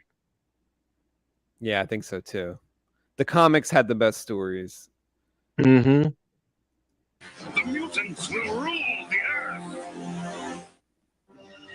This What's is it, left of true the Earth? believers. Unless the X-Men can stop Magneto, mankind is doomed. Like maybe Magneto thinks that some mutants will survive that impact, but I don't know. I mean, that's pretty awful. I think like Comet like took out the dinosaurs, didn't it? So like I don't Yeah. think humans, even like mutants, don't really stand a chance. Only his people on asteroid M, like they're all gonna have to like procreate with the White Queen. She's like the only chick there. They better hope that Oh boy, fertile. that's gonna get old pretty What's quick. happening? Are you all right? I What don't is hear it it? anymore. What happened? Magneto. He's changed the He's changed. Oh, that's too funny. That is too funny. course And- of the comet Scorpio directly towards Earth. The power. It hit me like a fist. If Scorpio strikes Earth, it'll send up a cloud of dust and debris, which will block out the sun for years. And our planet will be plunged into the Ice Age. And we've got to stop it. Hold it! The kid stays here. She'll just get in the way. I will not. And stop calling me a kid. I am 14 years old. I'm sorry, Kitty, but Wolverine's right. You haven't been trained. It's much too dangerous. You'll stay here. 14 Until years later, old. my child. Man. Yeah? I'll show you. I'll show you all. Wait till you see the space outfits that they have. They're actually pretty cool. Like I remember Jim Lee would draw like really cool spacesuits for the characters, and these are like not that cool, but they're pretty cool. Right. It's reported to be the comet Scorpio. Until a few short hours ago, it was only a harmless scientific curiosity. If Scorpio comes any closer, it will mean disaster. And of course, like in the newer cartoon, I'm not sure if they did it in the 90s cartoon, but you know how cartoons eventually went toward whenever there was a spaceship or a car or a plane, it was like a computer model where it was kind of perfect, right? Like it wasn't drawn. Like whereas this is clearly drawn. Like the SR-71 Blackbird here is like drawn, so it's not like perfect as it makes its turns and stuff like that, but it's the old cartoon way of doing it. Professor, we're now in a parking orbit. All right, suit up. Storm, These when I are blow pretty the cool airlock, suits. we'll need your powers to keep the atmosphere inside the asteroid. Check. You You can come out now. You were told to remain at the mansion. I couldn't.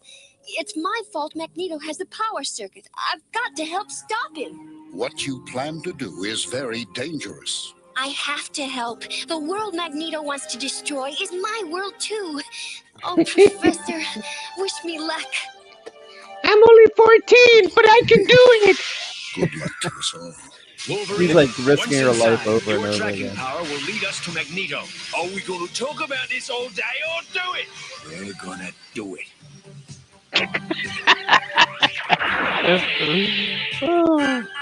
Now I love that laser sound. The X-Men. Yeah. Now this is where Lockheed starts falls in love with Kitty right after this. Yeah, I So- think she like takes him with her. She It's does. also kind of funny how, I mean, I guess maybe it's because there's an atmosphere inside the station that's escaping, but how does Storm have any abilities here? I don't know. I mean, maybe it's because of that atmosphere, but it's kind of pushing it a little Well, bit. you got to that Storm- remember you got to remember that space is cold, and also there's a lot of moisture in there as well. So with her powers, controlling the weather, she can do lightning and so forth. So she's pretty much drawing energy from that, and she's probably got herself like a protective barrier of some sort right. inside the suit. So and then of course you've got AC and everything inside the suit. So she has moisture from there, from the O2, from the oxygen that helps her probably with her powers as well. At least Stop them! It's Toad! This is a cool scene. This way! G'day! Welcome to Asteroid M. Don't you just love a good Barbie? Leave this one to the Dazzler. You guys go on. Which way now? This way, kiddies! If you can! Don't worry about us, Dingo. I'll make sure we can.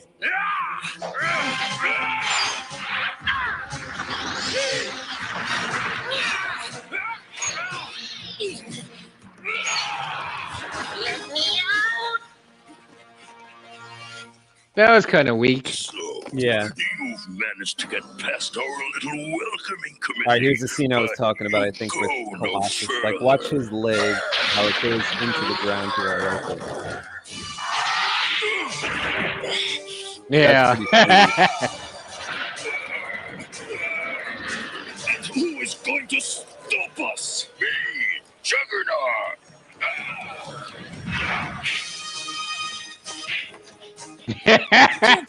Now that's gonna be a good fight right there. Yeah. This is where you stop. Nothing moves the blob. And I wouldn't dream of trying. Auf Wiedersehen. Let go. Hello, Nightcrawler. Fascinating, isn't it? Earth shall be destroyed in precisely 3 minutes.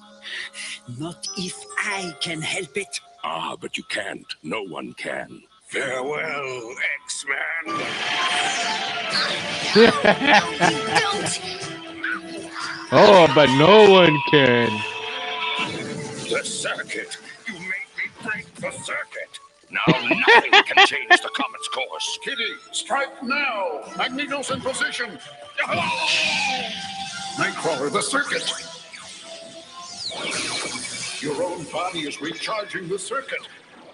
Now we can use Magneto's own power to change the comet's course. You blundering juvenile. Do you have any idea what you've done? Yes, I've just stopped a madman from destroying the Earth. And now Scorpio will destroy this base instead.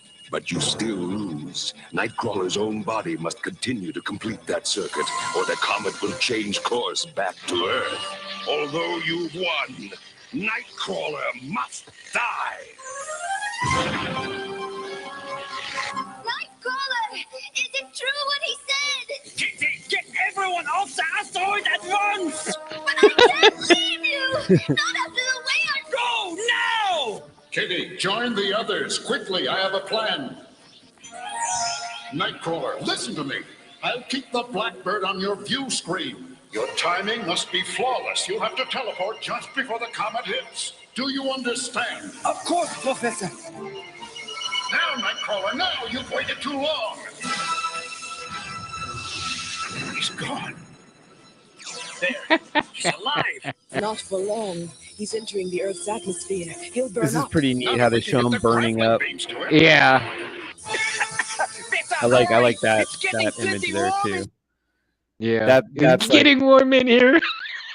That's very That's comic great. book like. Yeah. That's great. That This is soon! great. Fire the grappling beams! Where is he? Professor? He's gone. No, no, he can't be dead. He just can't be. No! I was so mean to him. Now I can never make it up to him. You think? Nightcrawler is... What's that? Back there! Nightcrawler, my little Tovarish. You're not dead after all, no? I would hope not. But I would have been, if not for Kitty Pryde. Thank you. That was the bravest, most unselfish Oh my thing I've God. ever seen in my life. Don't you agree?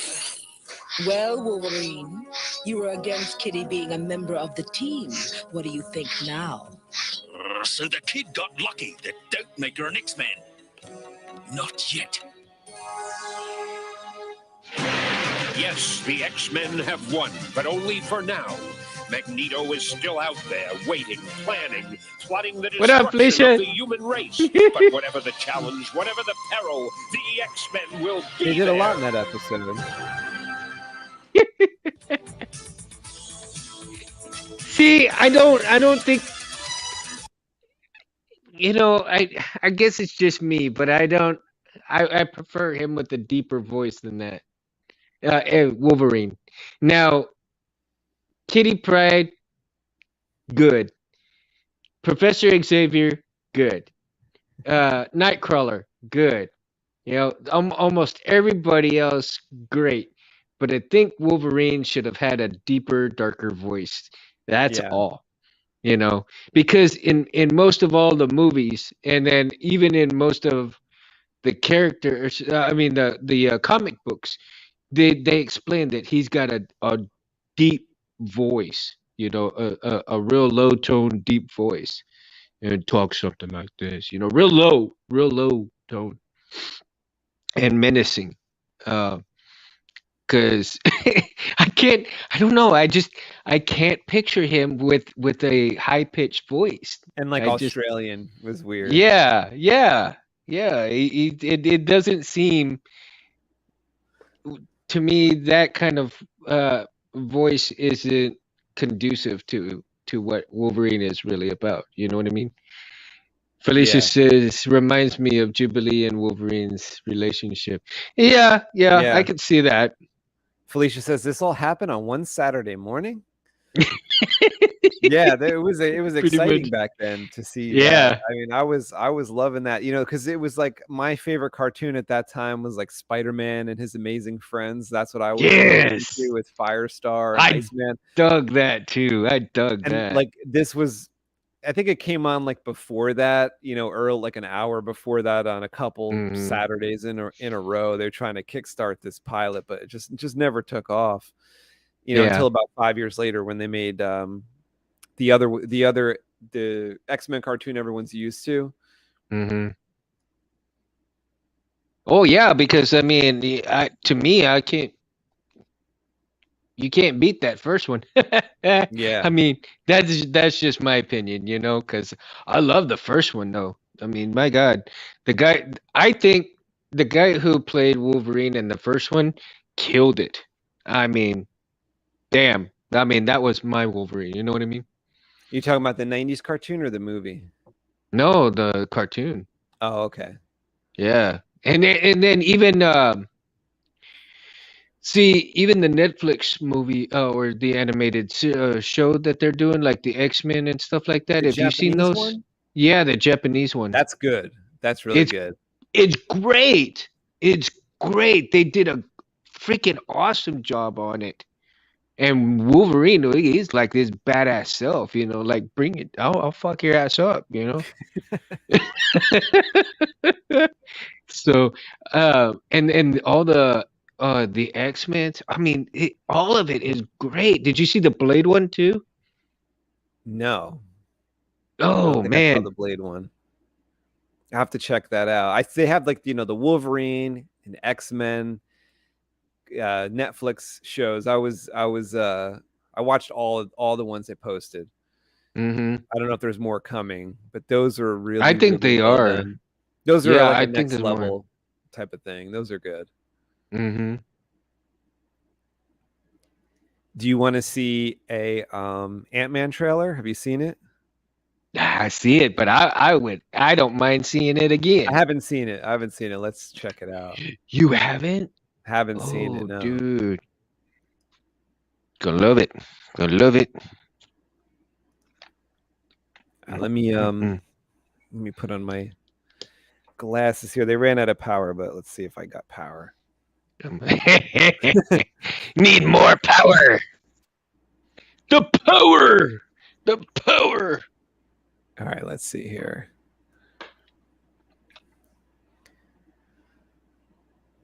Hit me like a punch. I used Can to you ask hear myself Yeah, I can hear it. a lot of questions. Scott, you're at ex-con. How are you an Avenger? That doesn't make sense. But everywhere I go, people tell me the same thing. Thank you, Spider-Man. People still need help, Dad. That's why we made this. Like a satellite for deep space, but quanta. Wait a minute. You're sending a signal down to the quantum realm. Who's that? Turn it off. Ant-Man's daughter? Now. Yep. Who invented that thing or what? No. That Ant-Man's daughter decided that she was going to kind of follow in their footsteps along with his father, right? Mhm. And try to get into the quantum realm. And that's you'll see. That's the basis of it. So is this supposed to be like a couple years after the last movie? I thought the daughter was younger. No. Well, okay. So you remember when he got stuck into the quantum realm, right? And Oh wait, is this because it's 5 years later because of the snap? yes. Okay. Yes. All right, so that's why she was alive, like she aged 5 years and then he reappeared after they fixed that issue with the snap or something. Right, but if you remember when he got out, she was much older in the movie, right? Like I think she was either in her late teens or early 20s or something like that when he saw her. Okay. Remember when he went to the house and she answered the door. Was it like And- the last scene of the movie or something? Yes, where she couldn't believe it was him. Oh, okay. And so I guess she kind of grew up learning about the quantum realm and learning about their work and so forth, so that she could follow in her father's footsteps and stuff like that. And so this is like after all of that right here. Felicia says that was cool. I never seen that version. I saw the Fox one. Yeah, the X-Men show that was like, it's like kind of famous for like never going anywhere. But I love that pilot. I used to watch it over and over. Now I really I kind of know all the lines, so I don't really watch it that much anymore. But it's kind of fun to review it. It's kind of like one of those one-liners. You know it by heart, but then Yeah, you like rarely see I know all the lines.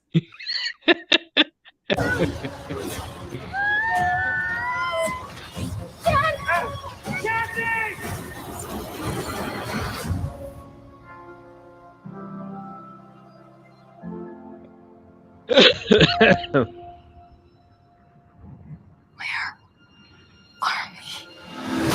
in there without a suit? Yeah. Who's that? Watch. That's Wasp. Yep, that's Wasp. So, It's a secret universe beneath ours. What are you so afraid of? Afraid? I mean, she's not afraid. She's not afraid. Well, this what's her name? This blonde right up front. Michelle Pfeiffer was stuck in here for years, wasn't she? Yeah, yeah. So she knows all the workings. She knows all about it. She knows all about it. Yeah, exactly. I never told you. This place. It isn't what you think.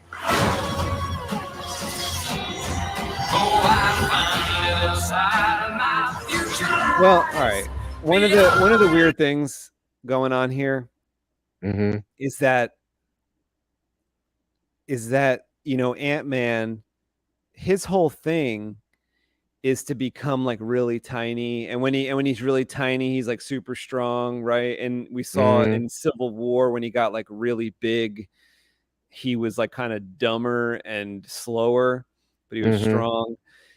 I mean, what happens when you just put him in this type of quantum realm and he no longer has those like micro or macro powers? That's a bit of an odd choice for Ant-Man, And I think, right?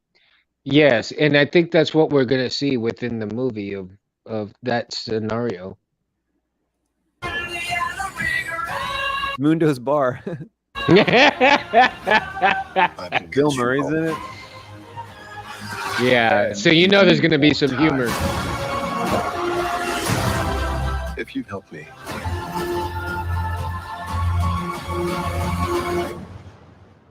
So, what's it gonna be?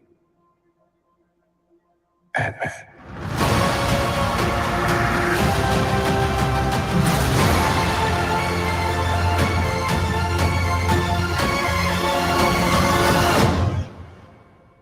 Next month. Yeep. So are you planning on seeing that? I want to, man. I want to. It'll be like after my birthday, so When's I your was hoping birthday? it'd be on the 2nd, Groundhog's Day. Oh, I Groundhog get Day. yeah, I get to see my own shadow, you know that? You get Yeah, to see a like little that bit was the right there. first trailer. I think there's another trailer. Let me see. I think there's Maybe they show two more in the trailers. second one. Let me find where that other one is. Yeah, like that. Yeah. That's just the one thing I kind of noticed from the trailers. Like, I think when you put Ant-Man in sort of a world where he can no longer get small or whatever, I'm not sure about that. Well, see, and that's the thing. The quantum zone, I think is going to hinder some of his capabilities, but not all. And I think we may learn within that movie of some of his other abilities later on, or he could pull some new abilities from that realm. So we don't know just yet. Just coming from the trailer itself and the guy who's asking for help, there's got to be something there where we're going to see either he's going to get a new power on top of what he already has, or is going to hinder some of his abilities, and he's going to have to fight through without the certain abilities that he already has, and Or is it learn like how that to. guy? I forget his name right now, but the guy was from the Loki show, right? Toward the end Yeah. of the Loki show. So does that guy want Ant-Man to go into the real world and cause some kind of havoc or something? That's hard to say. Yeah, it's hard to say. Let's see what the I second trailer says. I feel like the book cover there, like that, you know. Yeah. No. You're an interesting man, Scott Lang. Thank you. Thank you. You're an Avenger. have a daughter. But you've lost a lot of time, like me. We can help each other with that.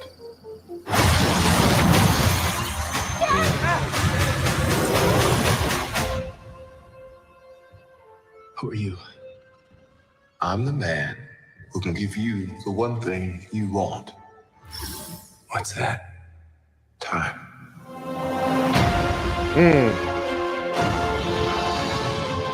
I can rewrite existence and shatter timelines. You cannot trust him. Did you read Ant-Man comics? No, I did not. I did not. That's why with this movies I can't really make an assumption of how really good or how accurate things are.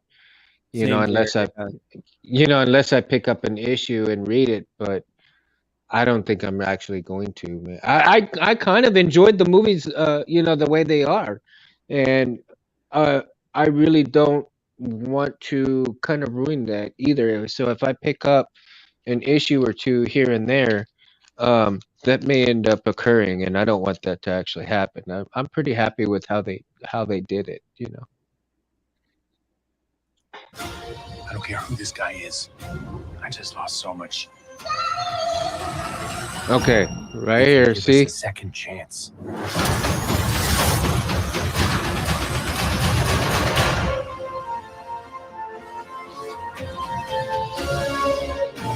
Let me make this easy for you. You will bring me what I need. Or everything you call a life will end. Everything okay. you call life. So does he mean his life will end or the world? I'm not He's sure. threatening him with the world dying or something. It could be maybe the end of the quantum realm, possibly. But remember when he said time, the one thing you want. So the little bit of assumption that I'm getting out of this now is you help me and I can give you back the time that you had when you're little, when your girl was little, and you can go through those years taking care of her again, like Right. instead of you being stuck in the quantum realm for that many years and she's all grown up, I can give you that time back when she was little and grow up with you around. So that's going to be really interesting to see that. That's going to be really interesting. I like that concept though. So it's going to give him a choice of either trying to get time back with his daughter as she grows up, or he's going to have to make a choice to not do it and possibly have to save a shitload of people. So that's going to be really interesting to see. You know how they showed Michelle Pfeiffer before and a couple other people? Was Michael Douglas there too? I didn't notice. Yes, he was. Yeah. They're not going to. See, I saw the green cloak and thought of Dr. Doom, but I'm probably wrong. Yeah, I think this guy's name is something. I forget his name. Yeah, Doom is really not associated with most of these characters unless it's. Oh, there goes my lighting for the ring. So that's why I'm glad it's still. Kang is this guy's name. MODOK. Yeah, I think he was in the. If you watch the Loki show, the Loki series on Disney Plus, he ended up being like, I don't know, the master of time or whatever you want to call it. Like at the, they had like the time division or whatever it was. Like, like the crew that try to police time. This guy was like at the end of that maze. He was kind of like one in charge. Yeah. So that, like I said, that's going to be interesting where he's going to have that, that decision to make, either save people or get that time with his daughter. It's going to be one of those, it's going to be those two choices or something pretty close to that. You know what I mean? Yeah, I guess in the way that's interesting is that like, is that Scott Lang, is that his name in Yeah. this?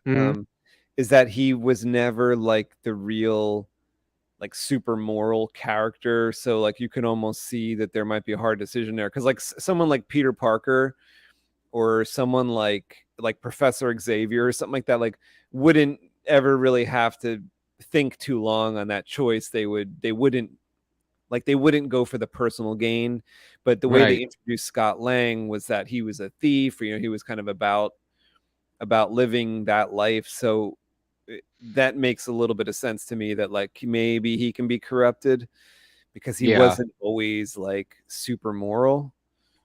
But then again, you have the anti-hero type, so he's teeter-tottering between the anti-hero and the real hero. I mean, just here and there. But I think this may give him a chance to show the anti-hero part of it, Who knows? Like I said, it's going to be kind of cool. Yeah, like so far the trailer is, other than showing a lot of this quantum realm, which to me looks like a city, they're so far keeping it pretty close to the chest as far as like what is really going on. I mean, I don't understand yet about, only thing I see is like they reveal of MODOK and this quantum realm, which seems like its own city. Now here's a question for you. When you watch trailers, do you have a problem with some of those trailers that actually show too much? Yeah, I mean, that's a trend that's been happening over the past like 20 years. Yes, they show way too much, and this isn't, as far as I think so far, this isn't one of those situations. I don't think they're really showing too much, but I see trailers all the time that I feel like I saw the entire movie. Right? And I hate that. Like, dude, you want me to watch the movie, but don't show too much of it. Get a little snippet here, a little snippet there, and leave it open-ended. Yeah, I mean, you want to capture attention. You don't want to show the whole damn movie, just to get people interested in watching the movie. I mean, shit, like I guarantee if they had a Empire Strikes Back trailer made today, it would say "I am your father" in it. They would give it away, because that's just how ridiculous they've been with like showing the entire story. The way they did the trailer back in like 1980 was fantastic. Like if you go back and watch the Empire Strikes Back trailer or whatever, I mean, it looks so fresh, looks so different from A New Hope, that you're like, what the fuck is going on with this?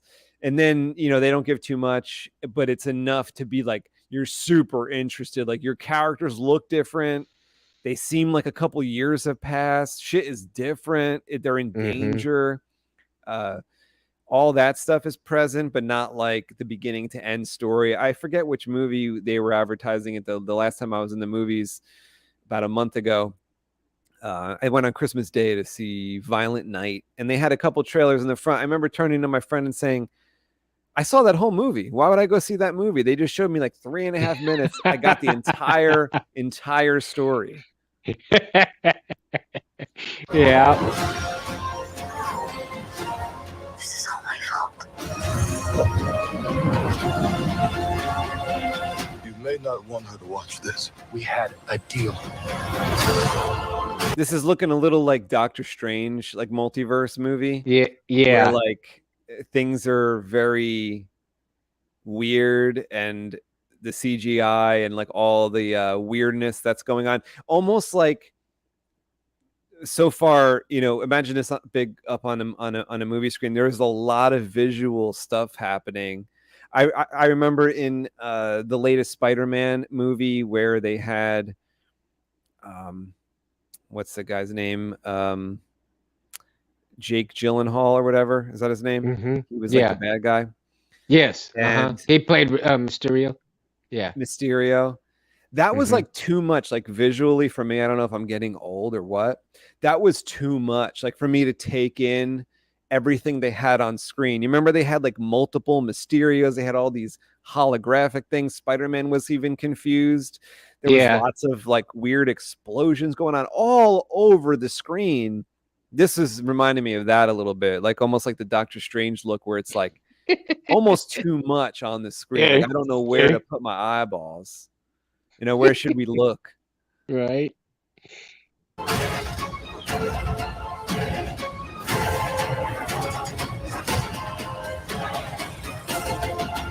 You thought you could win.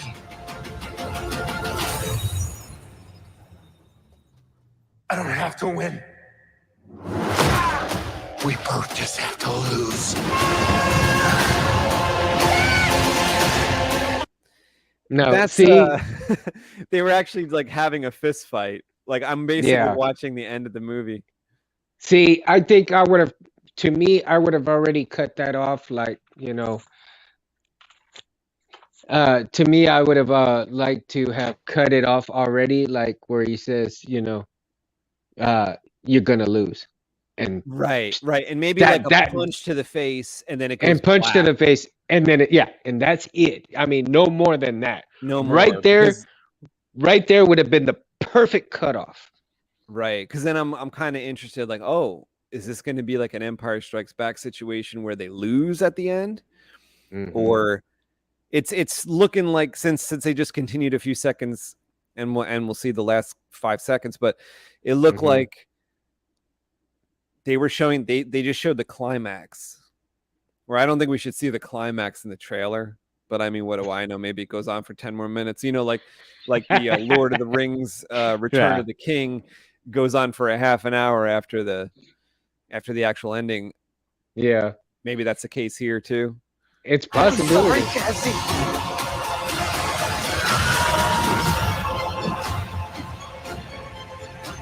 Yeah, like that's unnecessary. Like, yeah, somebody shooting laser beams isn't exciting, really. I mean, but what was the point in should have that? stopped it where you said we don't need to see MODOK screaming and shooting laser beams. I mean, I would assume that's going to happen in the movie anyway. That's not too exciting. No, see, it would have been more exciting. Yeah, that would have been more exciting to stop where I said it would be.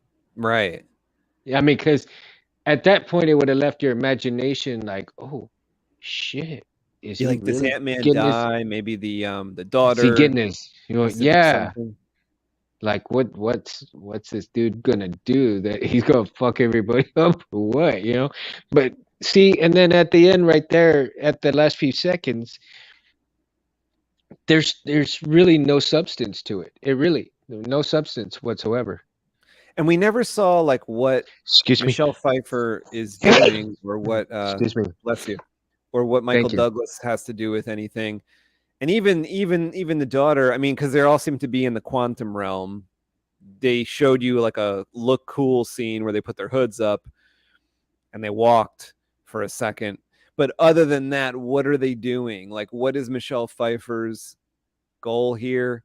What is Michael Douglas doing there? And the daughter, she said, I've done this or something. It's my fault, but what else are you doing there? I guess I saw the Wasp kind of grab Scott Lang and save him for a second. But other than that, what is the Wasp doing? I didn't catch why those people are involved. Well, I think probably she could have got left them mostly out of it. Yeah, and I think, I think they should have left them out of the trailer, other than them walking together, and that's it. You know what I mean? Yeah. Or altogether leave them out of the trailer, and then everybody would see them in the movie itself and go, "Oh, they're all in there. Oh shit!" You know? Yeah. But you already seen all of them get sucked in there, so because of the daughter. That would have been. And so you know, if you didn't. So it'd be a surprise in the movie that, oh, they got sucked in too. You'd be more invested. But when you see the trailer that they're there, the daughter's there, she already apologized. Wasp is there grabbing people, and then Scott Lang kind of saw, like, we see the climax of their fight. That's a little too much. Felicia says, "Wait, this is a preview for the new movie? That's a spoiler alert." Pretty much. Yeah, this is how they do trailers lately. Is like, they show a lot, and this isn't even probably, I don't know if this is the final trailer. This is trailer 2. A lot of times when you're in the movie theater and you are closer. I mean, this is pretty close. This is less than a month away.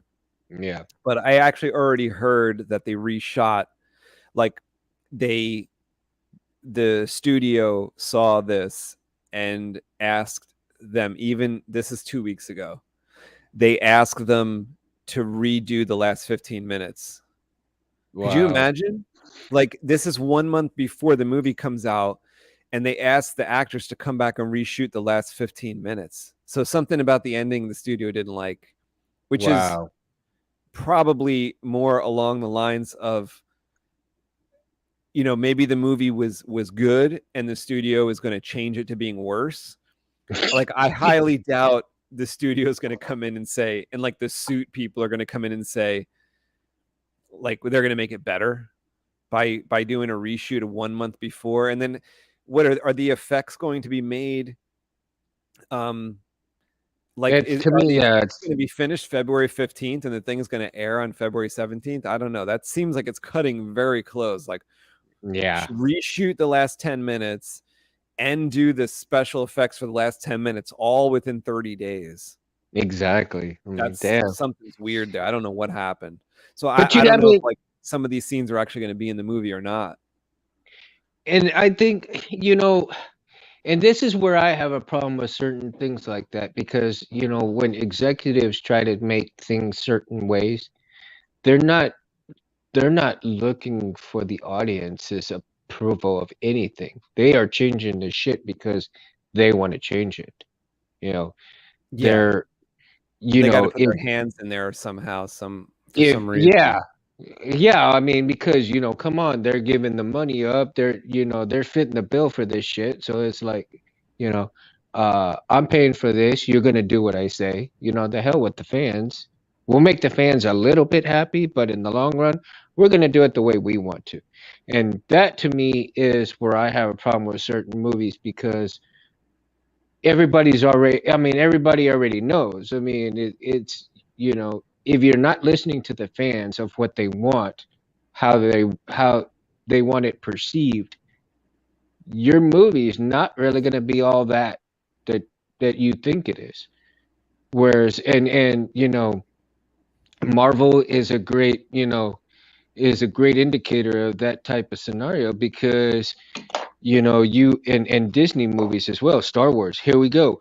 Star Wars, you know, we had great Star Wars in the very beginning, and then because Disney did not want to listen to the fans and, you know, go the direction that the fans think it was going, and, you know, we ended up with that shit Ryan Johnson's movie and so forth later on. It you know, if you don't follow suit, you don't get the quality that people are actually looking for. And it's Subverting these, expectations, like, in the worst way. yeah, exactly. And it goes true, like, to the Marvel movies though, because Marvel, thank God, sometimes Marvel decides to uh step in and say, you know, we're gonna stick this close to the comic book. And if and when they stick that close to the comic book, look how well the movies do. Especially like Ghost Rider. Um, Ghost Rider did really well, you know. And then, you know, the X-Men movies, the first X-Men movie went really well because they all followed the comic book very closely. So if you follow it pretty closely and you have a good cast and you have, you know, great creative ability, you can move forward to some really great movies, like Black Adam, a DC movie, right? Now DC has been known to not really do too well with their movies, but Black Adam came out pretty decent, because not only did you have the good cast and you had good writers, but they followed pretty closely to the comic book. Really, if you I didn't see that one, nor do I really know about the comic book Black Adam. I never read it. really, I I heard mean, it didn't I've do only as read well as one they issue. wanted with that one. Yeah, no, I don't know. it didn't do as well, but it was pretty good for being a DC movie. I mean, not as great as Aquaman, but, you know, Kevin saw it. He said it was very violent. Like what was going? Like Black Adam was tearing through people. Dude, you gotta watch the way it. Kevin described it. It reminded me of Invincible. How Mhm. Omega Man like tears people up and kills people. That's what his description reminded me of. Was like Right, he but said like then limbs were flying everywhere and stuff. yeah, but then again, there's this, it's another classic of the anti-hero, you know what I mean? So like Venom became good, eventually, right? Venom, he was, eating people and doing this and doing that, and he became a good guy, So, but in Black Adam, you got this Superman-like figure that, is kicking ass and taking names, but he's not your traditional, I'm not gonna, save people's lives this way. I'm gonna do it my way, and if people die, oh well, fuck it. You know, that's the hilarity part of it. I found it comical like that, but you got to watch it for yourself because I don't want to spoil too much for you. I think it's But on HBO now, so I could check it out. Yeah, I'm yeah, gonna watch it definitely one of these nights. Yeah. Yeah, definitely check it See if out, there's anything man. else at the end here. I doubt it. No, that was it. Okay. Yeah, it's funny. So yeah, it's all good. And back to Albatross Junction. Yeah, I'll pull up the campaign right here before we end the show, and let's see where we're at. Let's see where we're at with the campaign. And it's closing There out is 28 hours left. Let me refresh. 28 hours left. We surpassed the $1,000 goal. Thank you very much, everybody who supported. This is going to go into in demand after this, which means Indiegogo campaign 60 days will end, but we'll keep the campaign going for anybody that wants to jump on while we're getting ready to print the book, and you'll be able to come in and purchase any of these tiers if you like. There's the Ice Cold Intro, which is like the best thing to get if you're new to Albatross and you want all 3 issues. That gives you like all 3 issues plus some extras like posters and trading cards. You can do like if you got the issues already last year and you want to, like, for instance, just go with issue 3 that is available here as well. You can go with Twin Sons package, which is like if you're going to buy the comics for you and a friend. That's a good one to get because you save like $10 on the getting double the issues. You got the Ground Zero Collector's Edition, which is including the original book, which I have right here. The original printing of Albatross Junction plus the new issue 3, because this one includes issue 1 and 2. That's the Ground Zero. And if you want the Mundo backpack and a Mundo shot glass, the Sub-Zero survival pack is a great one because that's going to come stuffed with comic books, 2 of each issue, plus some trading cards and some posters there. I was using this backpack when I went on my last trip, and it was a better backpack than my like normal backpack that I use every day. Like this one was more comfortable and lighter, had all the same pockets and stuff as my the my Mundos. like regular backpack. So I'm really happy with that backpack. That's the Mundos really cool. backpack has traveled. It has gone to Puerto Rico, has gone to Florida and back.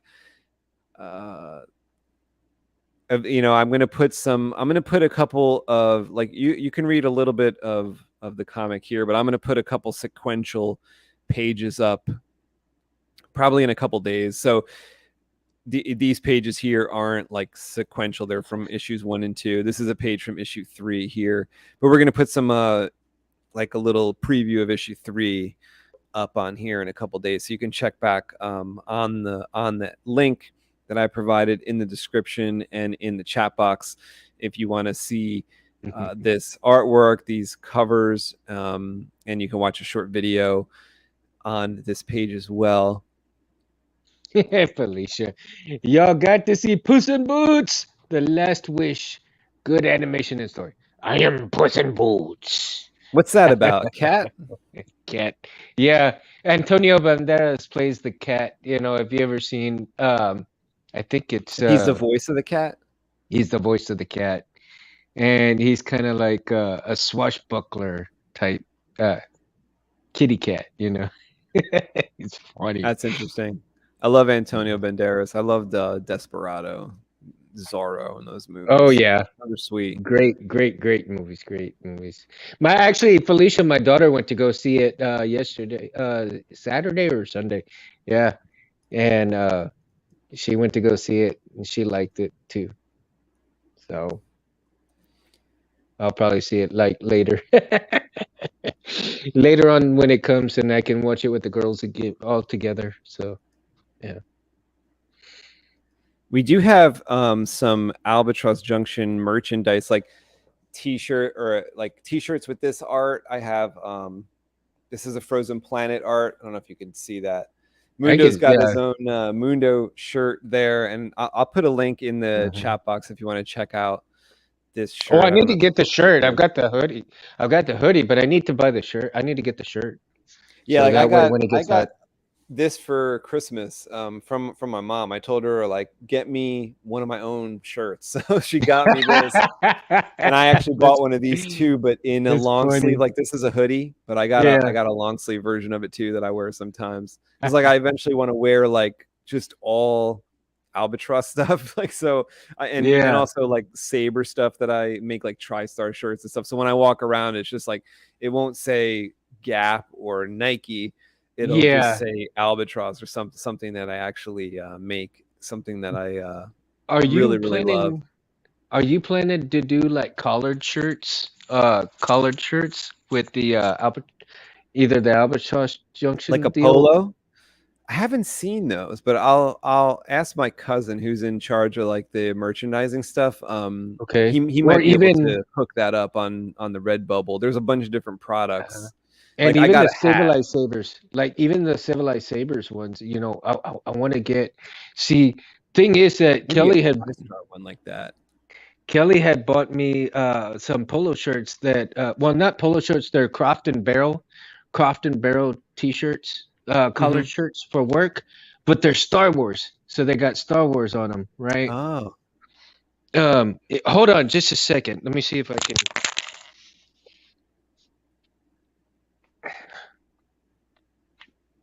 Let's see here. Oh, like a shirt like that. I don't know if you can see the logo. If you can kind of, let me see here. Let's see. I don't know. See, can you see it? Oh, I see. Yeah, it's a Stormtrooper. Is it embroidered or printed? No, it's embroidered. That's nice. That's nice. I do want to get something like that. I think that would work good with like a TriStar, Quad-Star, Pentastar. Yeah, that would look sweet. So yeah, man, I'd love to get some of these shirts here with all of those, and then wear them to work and stuff. So yeah, you're allowed to wear whatever you want to work. Hey, if it's colored like this, I can wear it, dude. Oh, thank you, Felicia. Congratulations, guys. Hail Albatross Junction. Thank you. Thank you. Thanks for your support, Felicia. That means a lot. That's awesome. Yeah. So what I might do is I think we're gonna end the show now, but what I might do is I don't know if you want to or if you're available. I might come back on this channel tomorrow night, do like an official closeout if there's still time left. It looks like, because it said 26 hours or whatever it says, so that means like tomorrow at this time it should still be going for the last couple hours. So I will I'm probably going to add a couple tiers as well. I have an idea for a comic store owner tier where I'm going to include like 10 issues of each one, issue 1, 2, and 3. So if anybody out there like owns a comic book store or just wants a whole bunch of issues of Albatross Junction to collect or give away, it's gonna be like a really good price for like 10 issues each, and we'll have some extras thrown in there too. I might see if I have time. I'll go hit up my local comic book shops and see if they can jump in on that. You know. Yeah, I think it'll be pretty affordable. me and Kevin came up with a price that'll probably be a little over the backpack tier, but you know, you're going to get like 30 issues plus some extras. So that might be something cool for like comic book store owners, comic book store managers. So anybody that, you know, has a comic stand in their shop or whatever, you know, in a convenience store or something like that. So look out for that. I'm going to get that online. I already have a graphic for that, so I was just waiting on like the printing costs of the issue before I like posted that, because I didn't want to like put a price that was like less than what it costs to print. So now that I found out the printing costs, I think, you know, I can make it a little cheaper and just get a tier there that has a whole bunch of issues in a single tier. So you don't, if you do own a comic store or something, you don't have to buy a bunch of the single or double issues. You can get like a pack with like 10 issues each, 30 total. That's interesting. Maybe I might invest in one, and when they have a Comic-Con here in Corpus, man, see if I can get a table and put it out on one of the tables at the Comic-Cons. Oh, that's sweet. Yeah, I mean, if you're gonna do that, I will you know, talk to me first. I'll send you a bunch of issues, so you don't have to go through all that to order it. I'll just like send you a bunch of issues if you're gonna hit up a con in your area or something like that. Yeah, let me look up the dates and see when the next con is, and if I can go. I'll definitely see if I can get a table and do that, man. That'll be sick. That'll be sick. Yeah, no, it'd be fun, dude. I think that'd be fun as hell. What I could try to do also is maybe take like a little DVD player with me, so that I can run the trailer on it, so people can see. People can I should see the have trailer. a pretty cool trailer pretty soon. Like I have our friend Fulcrum Force, Jim. He's working on a trailer, and I think it's probably coming soon. It should be pretty awesome because he really does awesome videos for me. And I know he's been busy working on stuff, like in the holidays happened and everything, so it was kind of delayed. But I think, you know, in one of these days soon, we're gonna have a pretty sweet video. Like the video we have right now is Ethan Van Sciver talking about Albatross Junction, but I want to have more of like a Marvel style video where comic images that we've drawn kind of flash by with some cool music or voiceover.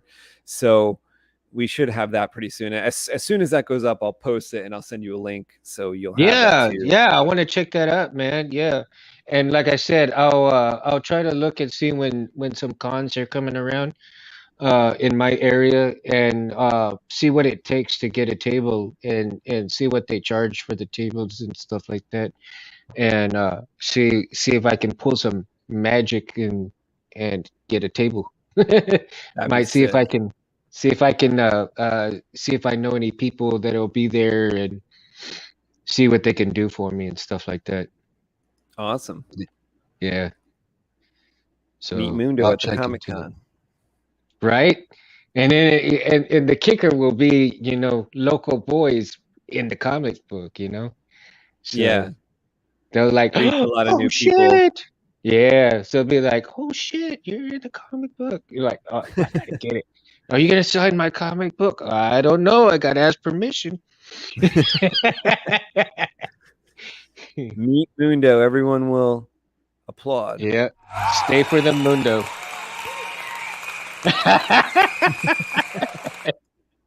Come for Buy the the comic, comic stay book. for the Mundo. There you go. There you go. All right. Well, thank you, everybody who stopped by tonight to listen to us chat about comic book stuff. And hope you all have a great evening. Over here, it's morning, I guess you could say. So have a great day today. And yeah, I'm glad you got your saber working and you found the problem to that too.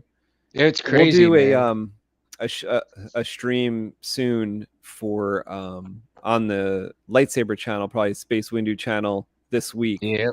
So you're welcome to come on that as Cool. well, and we will talk sabers. There's a lot of saber news that I want to talk about.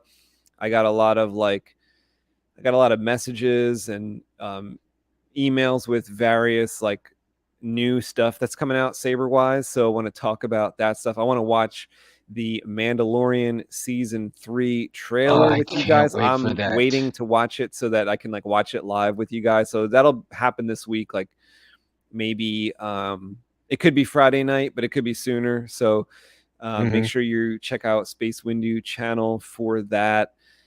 And I don't know if we'll broadcast on Civilized Sabers channel as well, but we'll probably do a stream on there maybe next week. The balance. Yes, Felicia. The balance and the force. Well, if you had seen the last video that I did for the lightsaber, I put my dad's lightsaber, showed some people there. And but I did not show them the chassis that I had got made for it. And because when I do show the chassis, I want to honor the person who made it, and it's going to be pretty cool. Rich Sangilla made it? Yep. Awesome. Yep. Yeah. Hey, maybe we can reveal it on one of these upcoming live shows if you're ready. Yeah, I mean, I haven't worked on it at all, but just to show people, the chassis that he printed out and stuff. And it's amazing. It's got a crystal chamber in there that looks fantastic, dude. Fantastic. Sweet. Can't wait to see. Wait. I can't wait to work on it. And you lit it up? You lit up the chamber? No. I haven't done anything with it yet. You haven't installed yet. Okay. Yeah, I haven't installed yet. I gotta say, I'm gonna have to buy a new CFX board for it. So I could put a different board in it, but I had it says, but I'm so tired right now, specifically for the CFX. So I really want to. The CFX is like the best one, I think, too.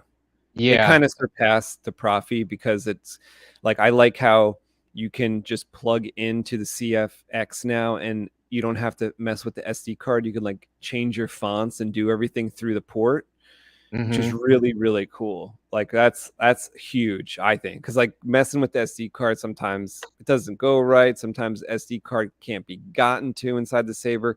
So it's really, really wonderful to have access through the USB port to do that. And as far as I know, the CF10 is like the only one that can do that. Plus, it's really robust. It's a really nice board. And you could also use, if there's room in that chassis, you could use a Civilized Sabers blade plug chip. I think I sent you a couple.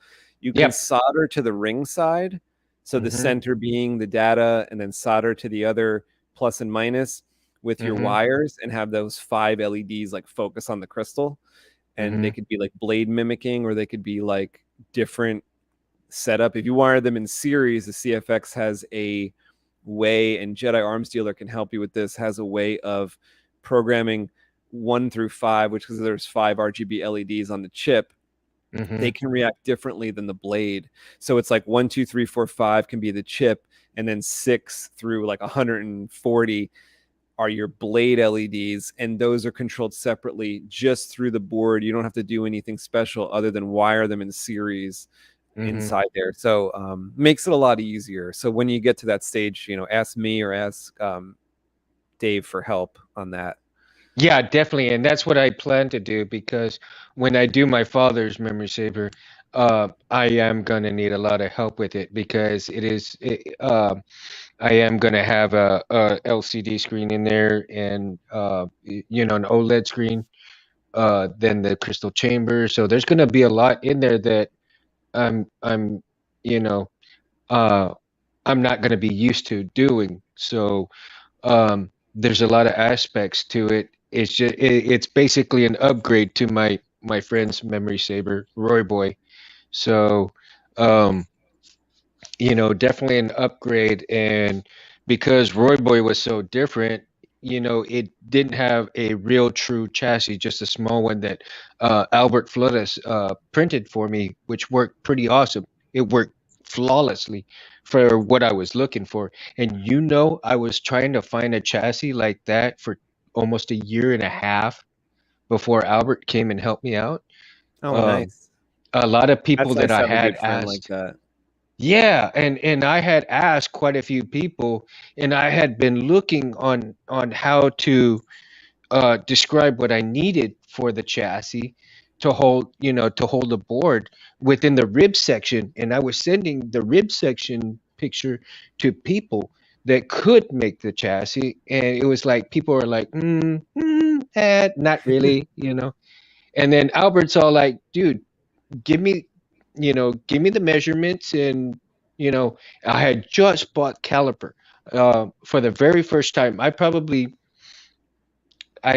think I had bought the caliper, and only days after I bought the caliper, I hadn't even learned how to use it. And Albert was, kind enough to send me videos um, and some tips on how to use the caliper. And so I was able to get the measurements from inside the rib section and give them to him, and he printed, and that chassis just fit like a glove, man. I'm all like, dude, that is so sweet, man. And like I said, he's one of the people that I have to thank, because without him, I mean, this build would not be possible. And I even spoke to Darth Alice this morning, dude. Oh, wow. Yeah, I was talking to Todd this morning, and he's got some great stuff, man. Showed me some great pics of sabers that he's working on. He's even actually working on a personal project of a real steel bladed katana, man. Wow. I love Oh, his katana. His katana hilts are so sweet. oh, they are, Love him, right? love him, love him. I love the way he does the leather wrap on those. Yeah. And And the so shape of those is so unique. what we need to do is maybe do one on a Saturday and have him on the show, dude. Oh, that'd be so cool. Yeah, I Yeah. mean, he's Set already something agreed up to and it. yeah, Yeah, set he's something up already and agreed to it. I'll be there. Cool. So yeah, He's let's do awesome. that. Like I've known of him for like 10 years, but have never talked to him. So Yeah, and he's willing to do the show with us, man. So he said he would love to. So yeah, I can find a time what's available for him, what time, and I think probably, a Saturday would probably be better for him. okay. Um we'll see. I'll talk to him and see what is the best time to get a hold of him, and we'll get a designated time for the show. So so that way, everything will be good, and we'll make sure that we coordinate your time, my time, and his time all together really well, so there'll be no problems with scheduling and stuff. Sounds So good. awesome. All right, Mundo. Well, thank you for doing this show on Mundo Monday. And I Mundo will talk to Madness. you guys probably tomorrow. Yep. Okay. All right, guys. So Mundo out. Peace. All right, have a good one, everybody. Don't forget to subscribe right here. Like the video if you liked it. Share it with your comic book friends, and we'll talk to you in the next one. Yep. Mundo out. Albatross Junction. What an incredible book. I'd like to give this my highest recommendation. Albatross Junction by Anthony and Kevin. One of the finest books that Indie Comics has ever produced. I do want to recommend Albatross Junction with all my heart. This is really spectacular. And there's a sketch inside of me being a big fat slob. Cyberfrog over my shoulder, some pie, and it looks like looming death. There's death looming over me here. You guys, I mean, I'll do this anyway. I mean, I will promote your comics. If they look great like that one actually does look, I'd be happy to promote your comics. And I did also get a whole big stack of trading cards. These guys, Andrea went through these and was like, these are beautiful. Why don't your trading cards look this good? And I was like, there are trading cards. We're doing them together. You think you're putting me down. You're putting us down. This is a group effort, sweetheart, and don't you forget it. So good stuff. The book is called Albatross Junction. And I do want to promote that today. Hello, everyone. Hello in the chat.